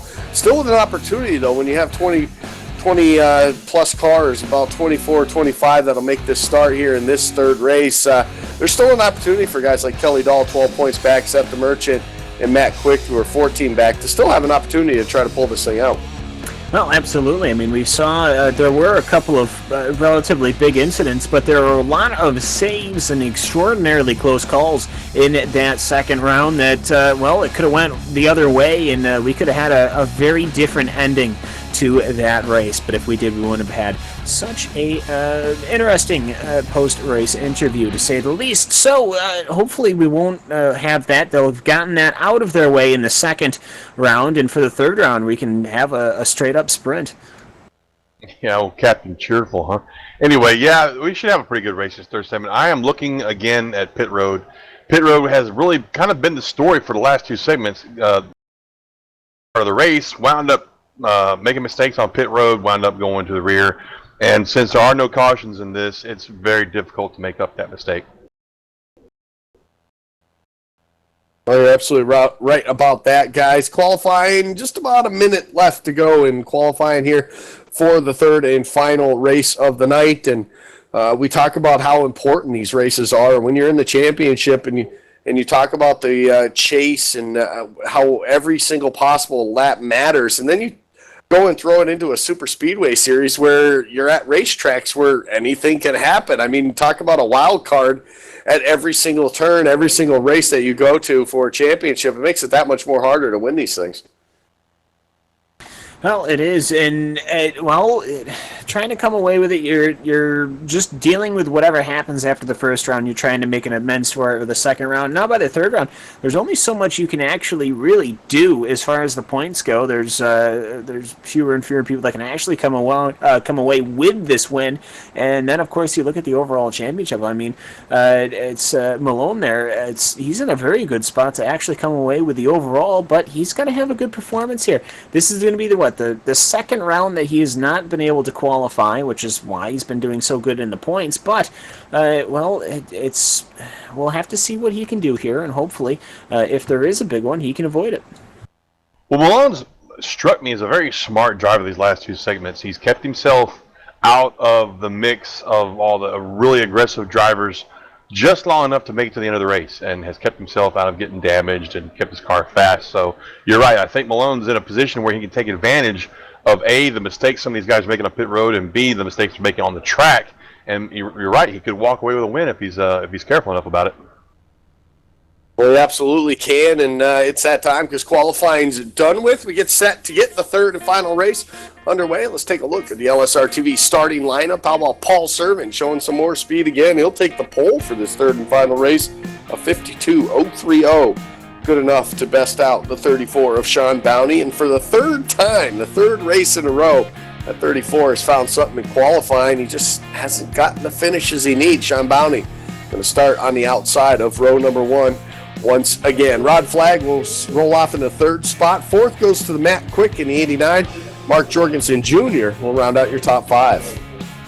And starting in sixth is Seth DeMerchant, Dana Osborne in seventh, Larry Camp in eighth, Derek Walker in ninth, Christian Pedersen, he's going to be starting in 10th, and for the second time here, hopefully he can have a good race starting from that later part of the top 10. And Ramon Evans in the number 83 Cannon Chevrolet starts 11th. We got Dwayne Cooper in the number 21 Marlboro car. It's a little retro paint job, bringing in 12th. Dan Harrington in the 82 and 13th. Glenn Hedrick in the Marlboro car. Yeah, in the Marlboro car. And 14th, and Casey Malone, the guy we were just talking about in the 92 car, can sneak away with a win here in the 15th row. Andrew Berger will start 16th. 17th will go to Brandon Chaburko. Ray Rittenauer will start 18th. 19th to Rodney Wofford. And Greg Hooks will start 20th. Frank Brasilia, Corey Henry, Josh Ball, Jason Altmans, and Kelly Dahl will round up to 25 cars. That will get set to get underway here in just a moment. Race number 3, though, guys. We've had 2 now. The points are pretty much settled. We've got a pretty good battle on hand here for tonight. Casey Malone out back of the pack. Josh Ball, Brandon Chaburko as well. All those guys way in the back have to make their way up through the traffic along with Frank Busilia as well. Those 4 drivers all within a handful of points from each other at the top of the standings for the overall win here tonight. Paul Servant, though, he'll lead everybody to the green flag this time. And so far, it's been a pretty clean event, I guess. We had our big one there in race number 2. But the big key and the big story has definitely been pit road tonight, Cam. Well, it absolutely has. We've been reducing the cars by half. I think we had 4 go into the grass on the first round, 2 in the second round. Let's see if we can knock off the last more couple of numbers here. It's one of those things. I think perhaps the tire debris or dirt or something is going off, and that's maybe kicking into the pit lane. And so when people come through, they kick up a lot of stuff, and maybe that's what's causing it. But it should be interesting to see what we can do here. Yeah, I tell you, I'm just watching this 3 car. He's I think he's plotting. I mean, the way this guy drives, the way Turberco drove in the last 2 races, I just think this guy's got a lot of strategy in his mind that he wants to get to the front as quickly but as carefully as he can. And I think we just keep an eye on him. I think he's going to be the one to watch. Well, Brandon Turberco and Casey Malone worked very well together in that second round there to come back up through the field, give themselves an opportunity to pick up the win. They picked up good, strong finishes, and that's what put Casey Malone right now currently top of the board, 1 point ahead of Josh Ball for the overall win here tonight. Pace car, though, for the final time tonight, will look to the safety of pit road and get set to get back under the green flag conditions. Paul Servant will lead the field to the green flag in this final number 3 race of 3 for the cumulative event, and the green flag will wave. Pretty good jump by that bottom side. A little slow on the start for the 34 Sean Bounty. A nice little shove he got right there from the 89 of Matt Quick, and that'll get him a little bit back up to speed right now. But everybody pretty calm through turns number 1 and 2. Oh, a little bit of something happened there to the 89 there. Checked up just a bit. Actually sent the 21 a little further back. Kind of a chain reaction, but that's going to give that bottom side the advantage now down the back straightaway.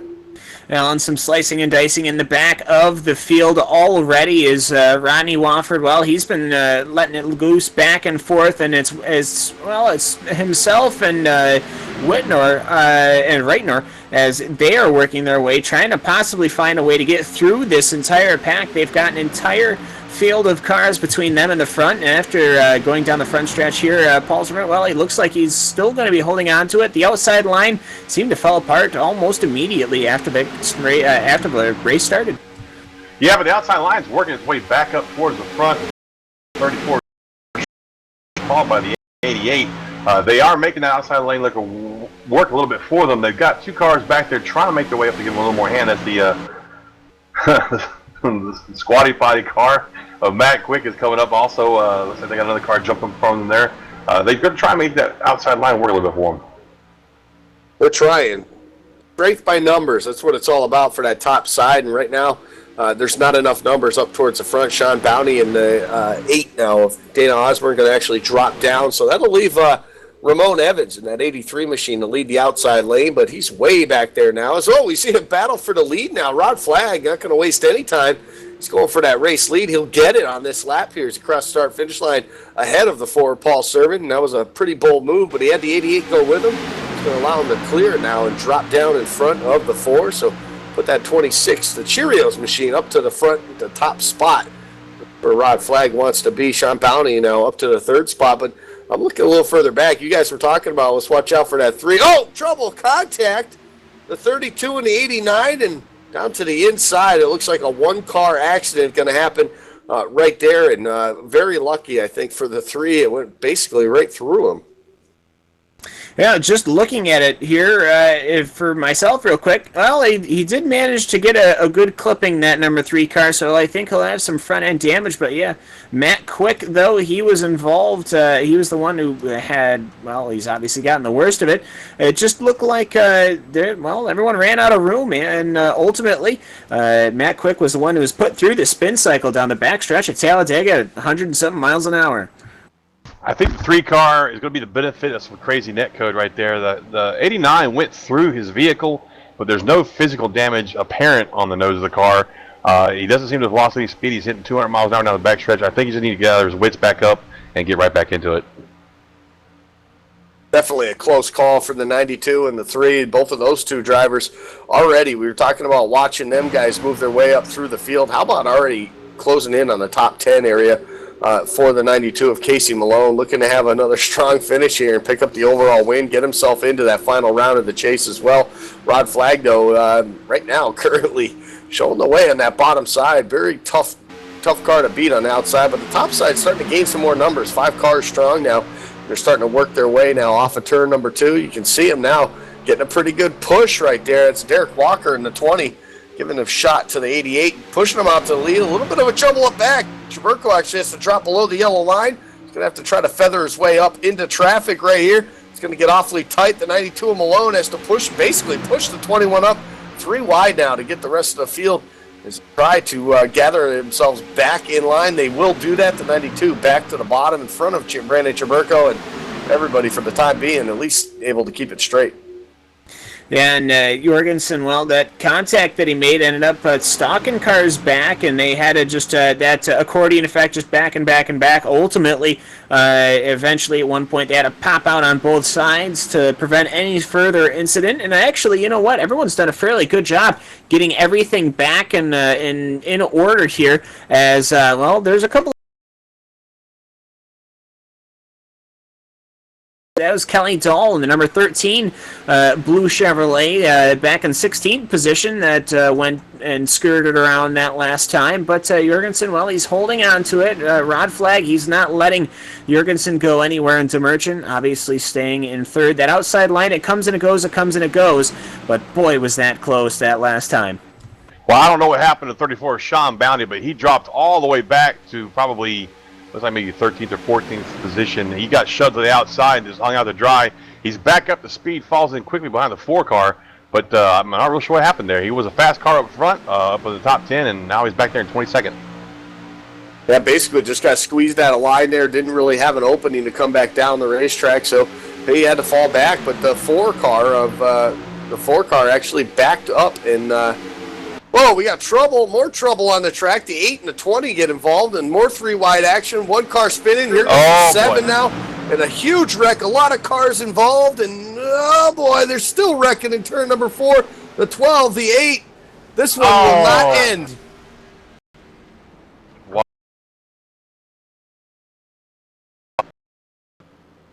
Boy, well, I'm trying to take in what the heck I just saw. Well, this is one of those chain reaction incidents here. I think ultimately that incident in the back allowed the cars to go 4 wide. Once they went 4 wide, everyone was just trying to maneuver and trying to find if they were clear or not. There was some contact in the incident before, so then it just made from one big one into a second big one, and ultimately, though, we'll actually see here, because I think all these guys are going to be coming into the pits, and we'll see what they can do.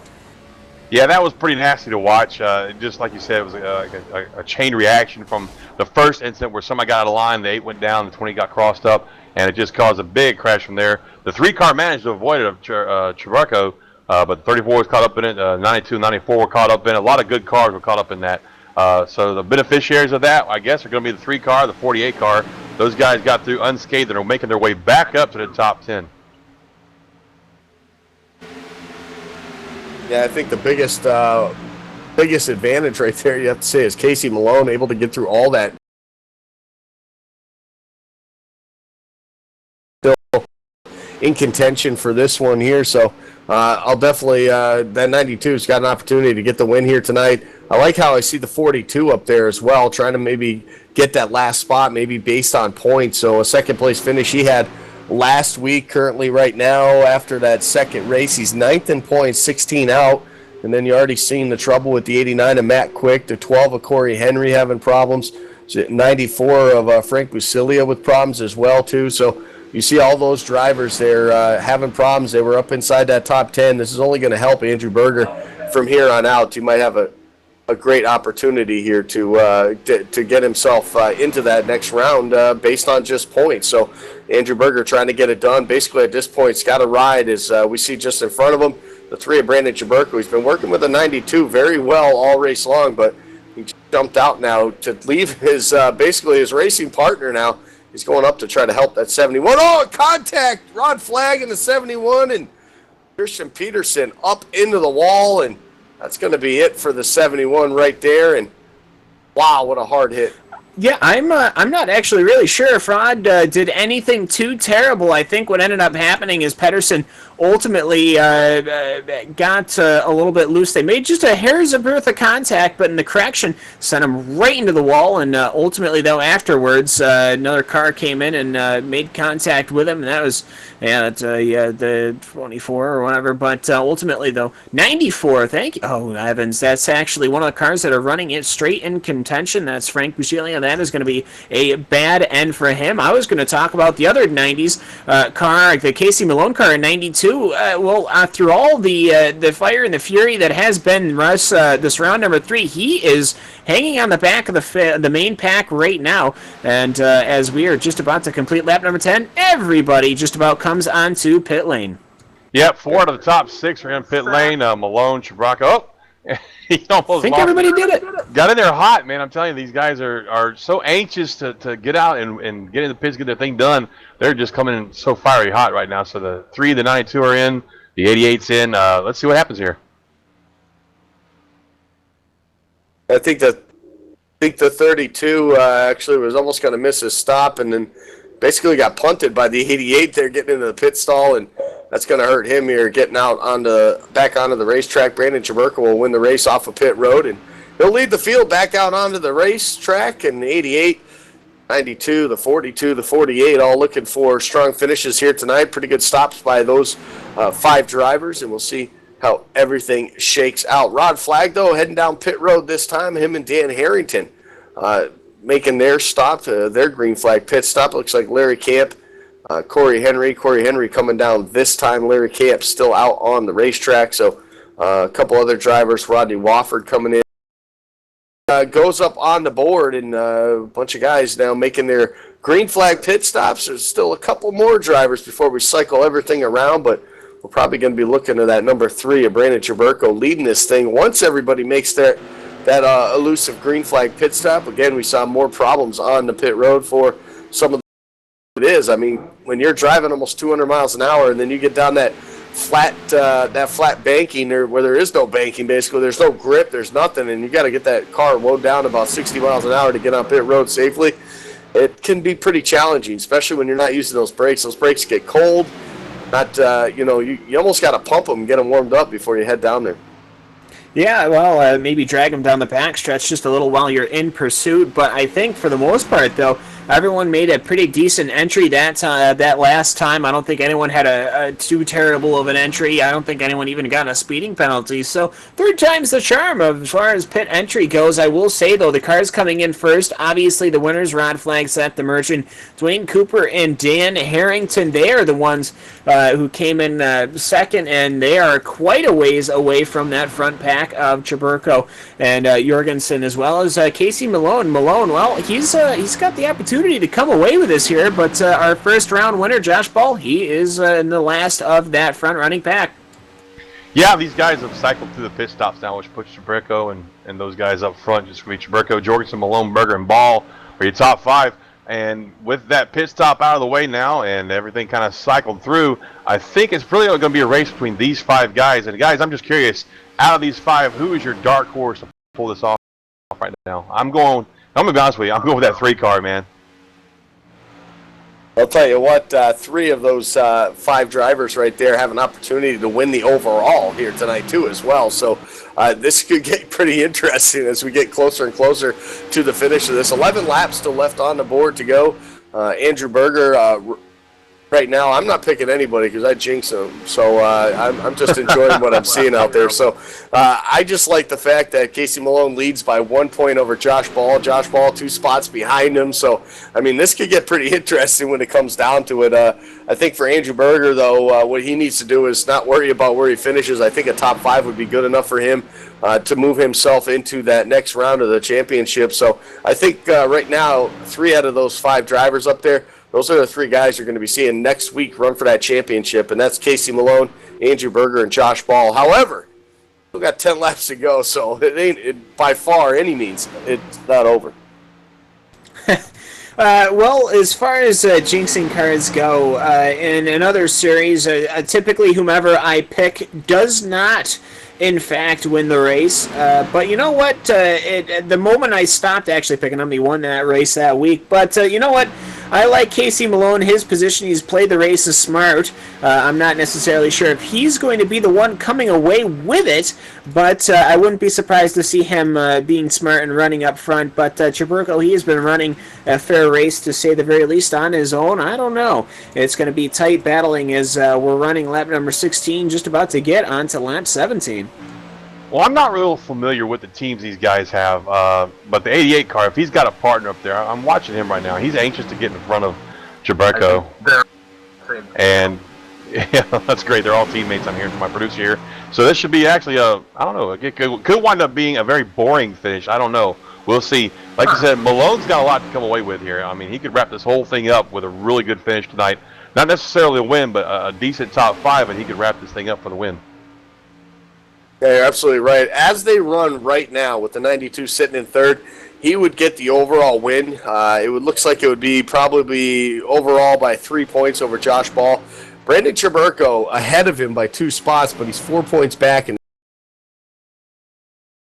make up 2 points here. So right now, the way they run, you're looking at the 92 being your winner. The 48, of course, won last week, so he would be in the championship. And then Andrew Berger with a second-place finish last week, and with the run he's having here tonight, especially in this third race right here, I honestly think that these 5 drivers could literally run exactly like they are right now. Those 3 guys would make it into the next round, and all would be good. But you know what? They're racers, and they strap into these cars every single week, looking for that win, looking for that trophy that you get here at the Super Speedway Series. So I don't think without any doubt there's going to be somebody somewhere at some point when we get closer and closer to the end here, they're going to push out and try to get that win. Well, competition, of course, no matter how many cars you have, is always going to be interesting, to say the very least. But we've got enough cars here to play that draft game. We've seen 5 cars throughout the second round. We had 5 cars fighting for the finish as Brandon Chaburko, he is just working his way through. We're getting worse again. We're getting more European with the name pronunciations. I'm sorry. I can't help myself as Jorgensen and Malone, they are working very well. And to say, though, nobody's stepped out, I have to say. Everyone's just maybe trying to get those laps ticked down before they start risking it. I keep seeing Jorgensen, well, he keeps maybe leaning that nose to the inside, but there's really nothing for him to gain. And as a result, I think these guys are just kind of staying in line. We'll see when they do start splitting apart who is whose friend after these 3 rounds of racing. Well, here's the thing. I mean, we're all drivers up here in the booth. We've all raced. When you strap into the car, unless you've got a calm, cool, collective Chad Niles kind of crew chief yapping in your ear about points, you're not caring about points. You're caring about the win. I'm telling you, these guys that are behind Chaburko right now, they don't care about points. They want the W. And I think that as these laps wind down, we're crossing with 5 to go here coming up pretty soon. We're going to see some aggressive tries to get to the lead, because points aren't in their minds. Just the fact that there's a car in front of them, and that ain't right. I like your mentality right there. And I honestly, like I said, the way they run, everyone would be in. Those 3 guys would be in. There's no need to race, but at the same time, you guys just mentioned it. They are racers. They're here to win races. That's what it's all about when you get in these cars. So we'll definitely see. I think, honestly, though, they're waiting until that final lap, because if something happens, they can at least limp across the start-finish line. Place driver had his Rod Flag right now in that 26 machine, so they got a plenty big enough cushion. So I really think that what you're seeing right now is basically the calm before the storm. This is the eye of the hurricane right now. It should get pretty interesting here in the final couple laps. Well, as things progress, I mean, we're on 21. We're going to be getting on at 22 as they're going into 3 right now. I'm seeing Chaburko. He's just, he's been slowly creeping his way up a little easier and a little easier lap after lap. And I think Jorgensen, at some point, he is just going to lean that nose to the inside and basically leave that number 88 Chevrolet there and make sure that 3 knows it. He keeps trying to get down to the inside as, actually, I think Jorgensen just blew an engine. All right, well, take take that strategy and roll that up into a ball and into the trash can, as Jurgensen has managed to blow his engine here at Talladega. I believe that's why we saw him peeking out. He was trying to get some cool air on the nose. What that did, though, was that put a huge gap between Treberco and the rest of those guys. And look, it's going to be messy. We got 3 wide behind the leader, and he doesn't know who to block. Awesome, great racing right there. It looked like Casey Malone going up to the middle there and splitting the 42 and the 48, their teammates, and it looks like they're going to split up now. And I think at this point here, with the 88 gone and out of the picture, these 4 drivers here with an opportunity to win, and it's pretty much 2-on-2. The 92 and the 3 have been working great together all night long in both the second and the third race now. Have had to come back from the back of the pack all the way up to the front to contend for a win, and that's exactly what they're doing right now. But then you got the 48 and the 42 that are teammates. Josh Ball already locked into the next round. The 42 trying to get there based on points. Not going to be able to pick up the win here tonight with the 92 and the 3 the way they're running right now, but right now they're leaving the 92 of Casey Malone out to dry on the high side. Treberco trying to protect everything he possibly can. It's going to be a tough car to pass on the end of this thing. He is one of those guys. He'll make that bumper as wide as it needs to be here. Coming to the line, though, this time 2 laps to go to finish this one out here tonight. Yeah, lap 23 just starting, 24 in a few moments' time. But these guys have to remember, if they take too many risks, if they try too hard to make a 1 or 2 positions, Rod Flagg, Seth the Merchant, Dan Harrington, and Dwayne Cooper are seated not that far down the road, not anywhere close enough to make a difference in this battle. But if you make a mistake, it's not that you're going to come home in 4th or 5th. You could come home in 10th, 12th, 13th, 14th. So there's always that to kind of try and keep in the back of your mind. But it's so very hard when you have a car that you're constantly catching up with and you're constantly trying to find ways around. Right now, it's Treberco, Ball, Berger, and Malone as they start to cross that start-finish line. Some action. The white flag is out, man, and this is it. I mean, I think Treberco's going to do everything he can to keep on for that win, throwing blocks left and right, up and down. We got the 42 car hung out down low by himself. That's probably going to shuffle him back to 4th place, which means it's going to be between Treberco and Ball and Berger coming down the backstretch. It'll be a fun one to go here in the final lap, the final time down the back straightaway. That 48, Josh Ball, trying to figure out a lane. Look at Treberco blocking every single which way you could possibly go.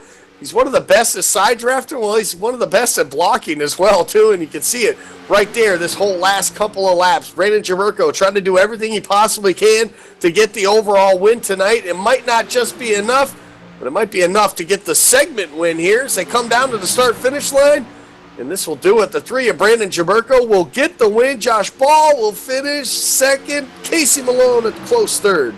That was an outstanding race. Yes, very, very close at the line. That one, 078 as they crossed. But Josh Ball, great running from him. I mean, he's already locked in. Well, he had a win and run round and a second another. That's not a bad day at all here at Talladega. Not a bad day at all. Plus the win last week in the endurance win last week at Talladega as well, too, to get himself locked into the chase. And a couple more drivers now at the conclusion of this one find themselves locked in. We'll get the official word, but it looks like Casey Malone and the 42 of Andrew Berger will be the next 2 to get into this one here. A couple of those guys battling for their first ever championship as well. So it all gets set next week. But when we come back, we'll do the LSRTV post-race show. We'll talk to our top 3 finishers on the night, and we'll talk to those guys that have made their way into the chase as well, that championship round next Friday night. So we'll be right back right after this. It's the iSuperspeedway.com racing series right here on iRacing Live.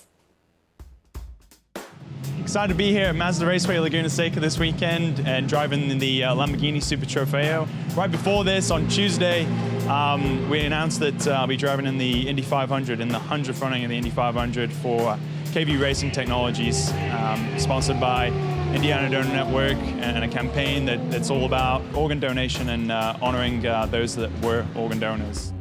Yeah, excited to be for the month of May that's around the corner and driving the number 25 Driven to Save Lives Chevrolet for KV Racing Technologies.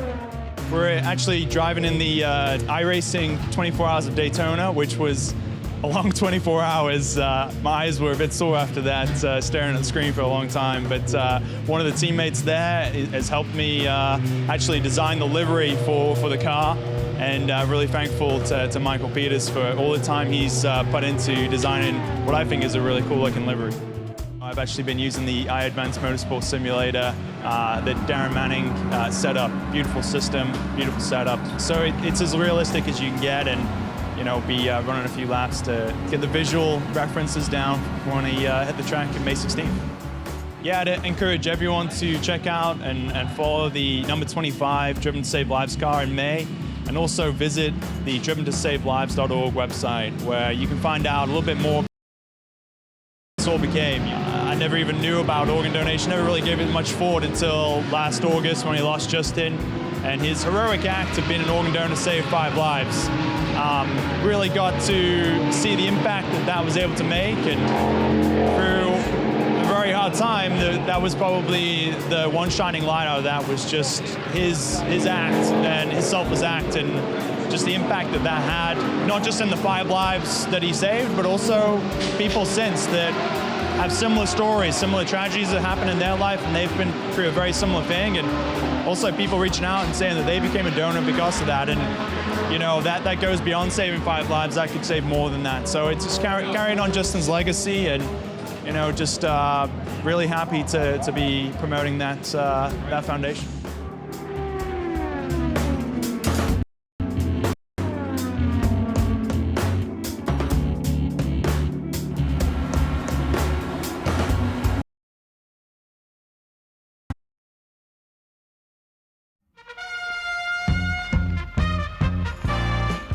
While lions are notorious for their voracious appetites, they spend a great deal of time feeding other creatures. There's plenty to go around. As you can see, they keep giving with utter ferocity. Bravo, lions, and bon appetit. Do good, be a lion.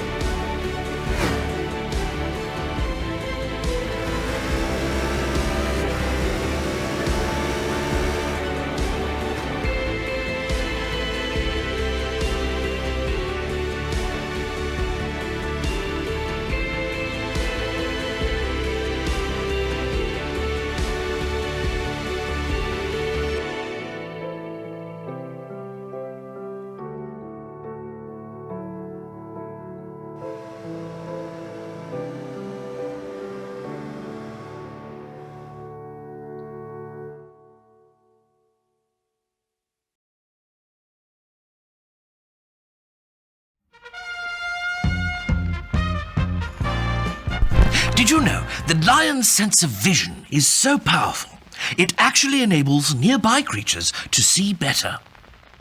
Here we see lions assisting the offspring of others, while their parents are elsewhere in the wild. Brilliant, isn't it? Making the wild kingdom look much better indeed. Do good, be a lion.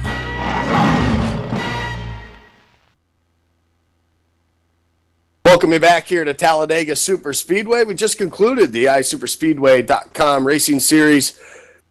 Second round, the Talladega round, it's over. 6 drivers came into it looking for an opportunity to go for the championship next week. Only 3 drivers will move on for that title chance next week. And those 3 drivers, we'll talk to them, well, because they finished well tonight.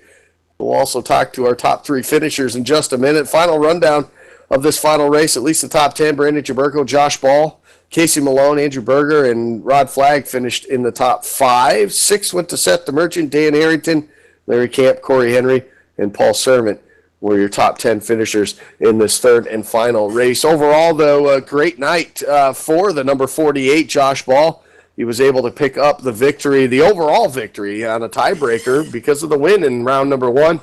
Josh Ball, you're here in Victory Lane. That's back-to-back weeks for you, and at the same time, how much does that pump you up getting ready for the championship run next weekend?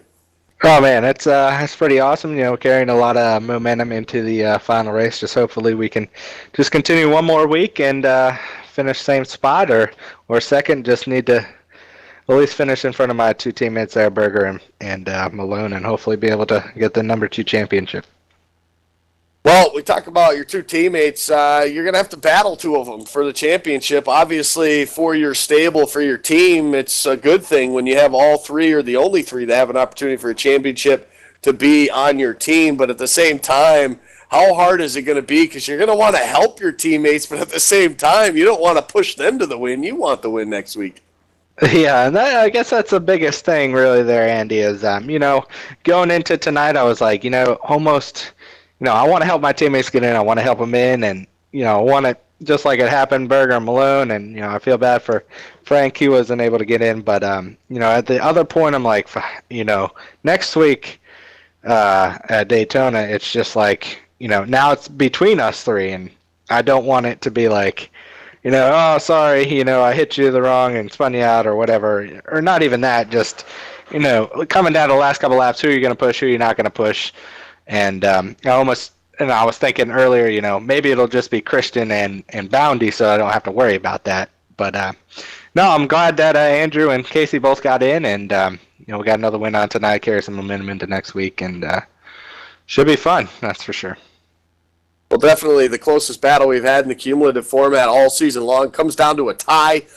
You were able to pick up the win, though, Josh, and like you said, carry the momentum now 2 weeks in a row, getting the W's. You locked yourself firmly into that round next week to get your opportunity for your second championship. Be the first 2-time winner of the championship in the Super Speedway Series, and it's got to be a lot of fun. You're going to have to race your teammates, and but at the same time, it's going to be no holes barred, and you're all for yourself. So it's going to be a fun one in just 1 week's time, and we wish you all the best with that. But we'll give you this opportunity, though, for sticking around, talking to us, getting a victory lane here tonight. Sponsors, shout-outs, it's your floor. Yeah, it's definitely going to be fun next week. Tonight was all about just racing, having fun out there, just seeing what we could do to get our teammates in, and just having fun. Next week probably be a little bit more nervous, going for the championship, and especially when it comes down to the last 20 laps or so. Hopefully the 48 Lowe's Chevy will be up there. Just got to thank Lowe's on the car. Pretty much every race that we're out there, Cobalt, and all my teammates there, Andrew, Casey, Chubbs, Jason Altmans, Mark Jorgensen, Frank, Tom, just everybody back there that's helping out, and Rod for putting on the league as always. We're going to kind of a new old format next season, and it should be definitely interesting, definitely fun, and you guys again, LSRTV, for putting on the broadcast, and we'll enjoy to have you guys back next season.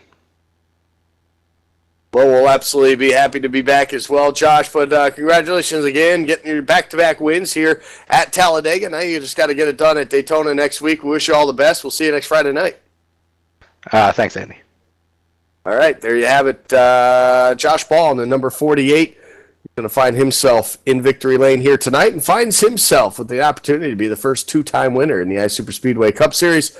That's for next week's time first. Now we'll send it down to pit road, and it looks like Casey Malone is caught up with John Mushton. Or I've caught up with Casey, however you want to look at it. How you doing there, Casey? I'm well. How are you? Doing great, man. It was an exciting race to watch with you guys. You played it smart, it seemed, making sure that you didn't get in an accident and get your car damaged. You were smart on pit road, making sure you get a good finish and try and get yourself into that championship race next week, and you did it. It's going to be you, Andrew Berger, and Josh Ball, two of your teammates, going into Daytona for the championship. How do you feel about that? I'm pretty excited that it's all everybody in the last leg of the chase is all from the same team. So can't get much better than that. Somebody's going to win it one way or another. Yeah, we were talking to Ball earlier, and he said he's concerned with when it gets down to the line of Daytona who he's going to push and who's not going to push. And I'm wondering, when it comes down to it for you, if you're up front and you're racing for the win, and it's one of your teammates in front, do you try to push him to the win? Or are you going to try and take the win yourself for the championship? How do you think about that? I mean, as a teammate, what are you going to do? I'm really bad at these type of races to begin with, and I feel like it might be different if it's Josh or Berger in front of me and it's the white flag.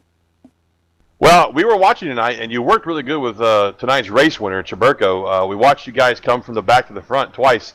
If you have that opportunity next week to work with him at Daytona to get yourself up to the front and possibly pass your teammates, you're going to take advantage of it?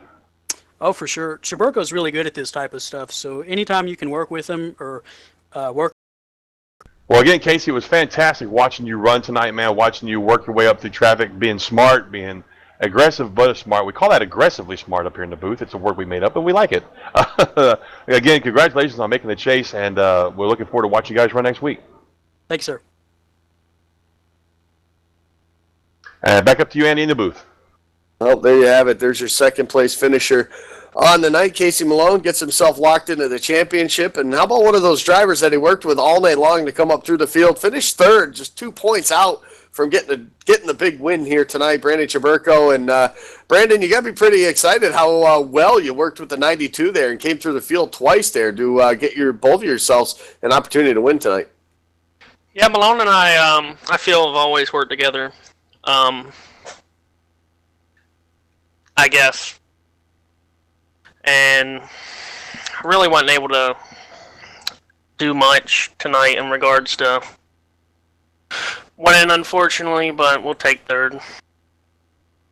Well, like I said, just 2 points, obviously not in the championship hunt. How important would it be for a guy like you? Obviously, those guys are your teammates that are going to be running for that championship. But if there's an opportunity to actually steal the win from them, is that on your mind next week? Yes and no. I would obviously like to win. I haven't won in the Super Speedway Cup for quite some time now. But at the same time, I got all three of my buddies that are in the final three, so I kind of want to help them out too. So I guess it really all depends on the situation. Well, it depends on the situation is right, but you at least got a great run tonight. I think you got to be feeling pretty confident the way you guys were able to drive up through the field and basically dodge those wrecks that we did have, but at the same time, the speed that you guys were able to carry on the outside lane a few times there, we saw the two of you be able to make up some ground just by yourselves. So overall, the draft package with this new build's got to be pretty nice here tonight with the help of Casey Malone, and hopefully you can carry it on next week as well and maybe steal the win from those guys, even though they're running for the championship. Yeah, for sure. I'd like to thank my sponsor, Good Ranch, of course, and thank everybody for tuning in to the broadcast, and you guys for broadcasting, and Jason Altman's for painting my car. There you have it. Number 3, Brandon Chaburko, coming in at a third-place finish here tonight. Congratulations again, Brandon. We'll see you next week. There you have it. He's got the job done, came home in the third spot, but we got one more guy to talk to, John, and I think you've caught up with Andrew Berger, of course, championship run. It's been a while since he's been in the series, but he joined up this season, and he's had a pretty good season. Now he finds himself able to battle a couple teammates for the championship next week. That's right, Andy. I'm down here in pit road with Andrew Berger, who, like you said, returned to the series this season and finds himself in the championship hunt going down to the final race at Daytona. Andrew, how do you feel about that, man? You're racing your teammates, Mr. Ball and Mr. Malone, for a championship next week. How do you feel about that? Yeah, it feels pretty good. I wasn't sure if I was going to make it after the way this evening started. I made just a terrible mistake entering pit road, but we stayed in it, and the team worked and got the car back out there and got back in the next race and had a strong finish. And then, man, I don't know what it looked like on the stream and the broadcast, but there was some pretty intense racing up front there and banging and beating and people flying all over the place. And then my heart was racing, that's for sure. Boring race to watch. You guys definitely put on a heck of a show. So talk to me about that pit road incident. What went through your mind as it happened? I mean, did you feel yourself completely out of the chance here, or did you just have the confidence in yourself and your abilities to get back up into it? Yeah, I was pretty down after that. Like, oh, there, just threw it all away, the whole season, and just blew it on that one mistake. But no, I knew there were 2 more races and kept my mind in it and just tried to get the most points I could. And I saw other guys were having a bad night, and in the end, it worked out there. So talk to us about that last lap. You were in there in the mix watching it happen. What did you feel about all that racing going on up front there? Yeah, I wanted to, well, obviously we were racing there at the end, all teammates there, and just wanted to make sure we didn't wreck. I knew Mark blew up there at the end. He wasn't watching his temps, so that was a little hectic there at the end. But other than that, yeah, we just wanted to have a nice clean finish and race it out, and Josh and Casey did just that and actually tied there, and I think Josh won it. So yeah, it was a nice clean finish there. Well, congratulations on making your chase on your first season back in the series. We look forward to watching you teammates duke it out next week at Daytona, and thank you for your time tonight, man. Thanks, guys. There you have it. Top 3 finishers, and how about the top 3 guys going for the championship next week at Daytona International Speedway? It's the endurance race, 100 laps here at Daytona International Speedway, 250 miles. We'll have to get it done for these guys in the finale, and that should be a lot of fun, John. When you talk about an endurance race like that, a lot of things come into play in an endurance race.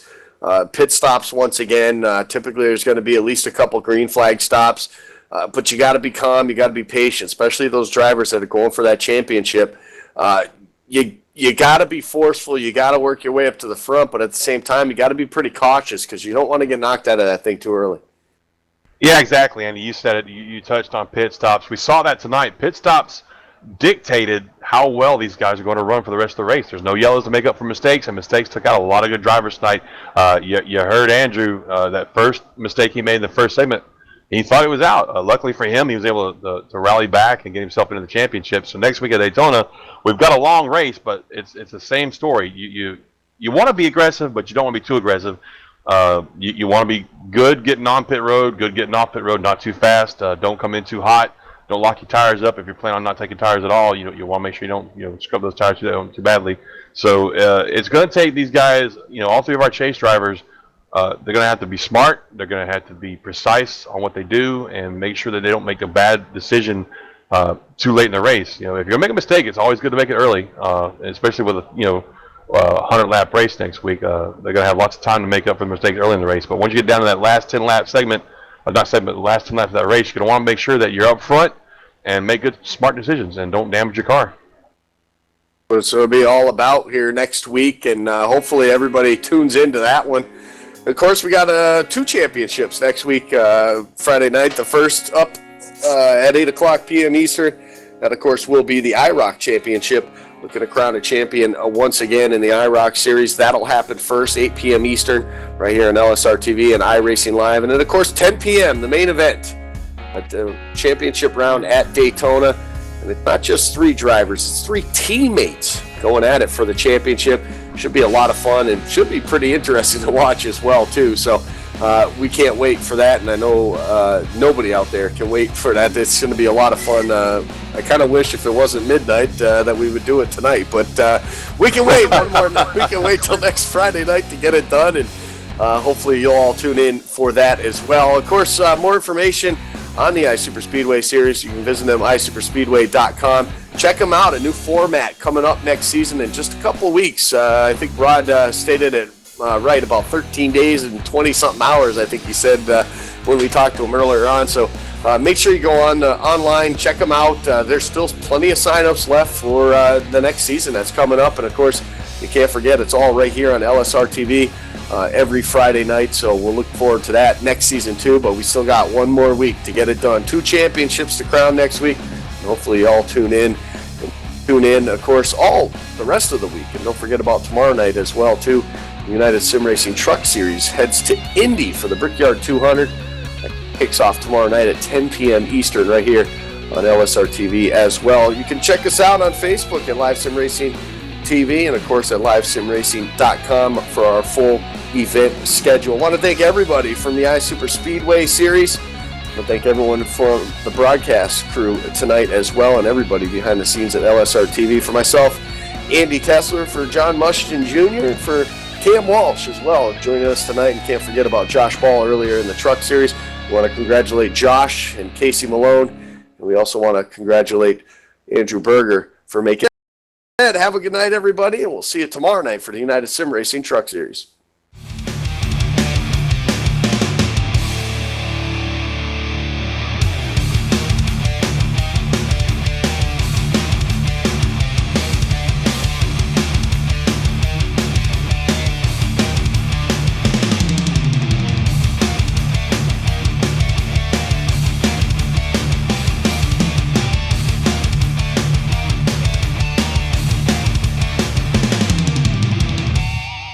This copyrighted broadcast is presented under the authority of LSRTV LLC and iRacing.com Motorsports Simulations and may not be reproduced, retransmitted, or used in any form, nor the accounts and descriptions of this event disseminated in any way.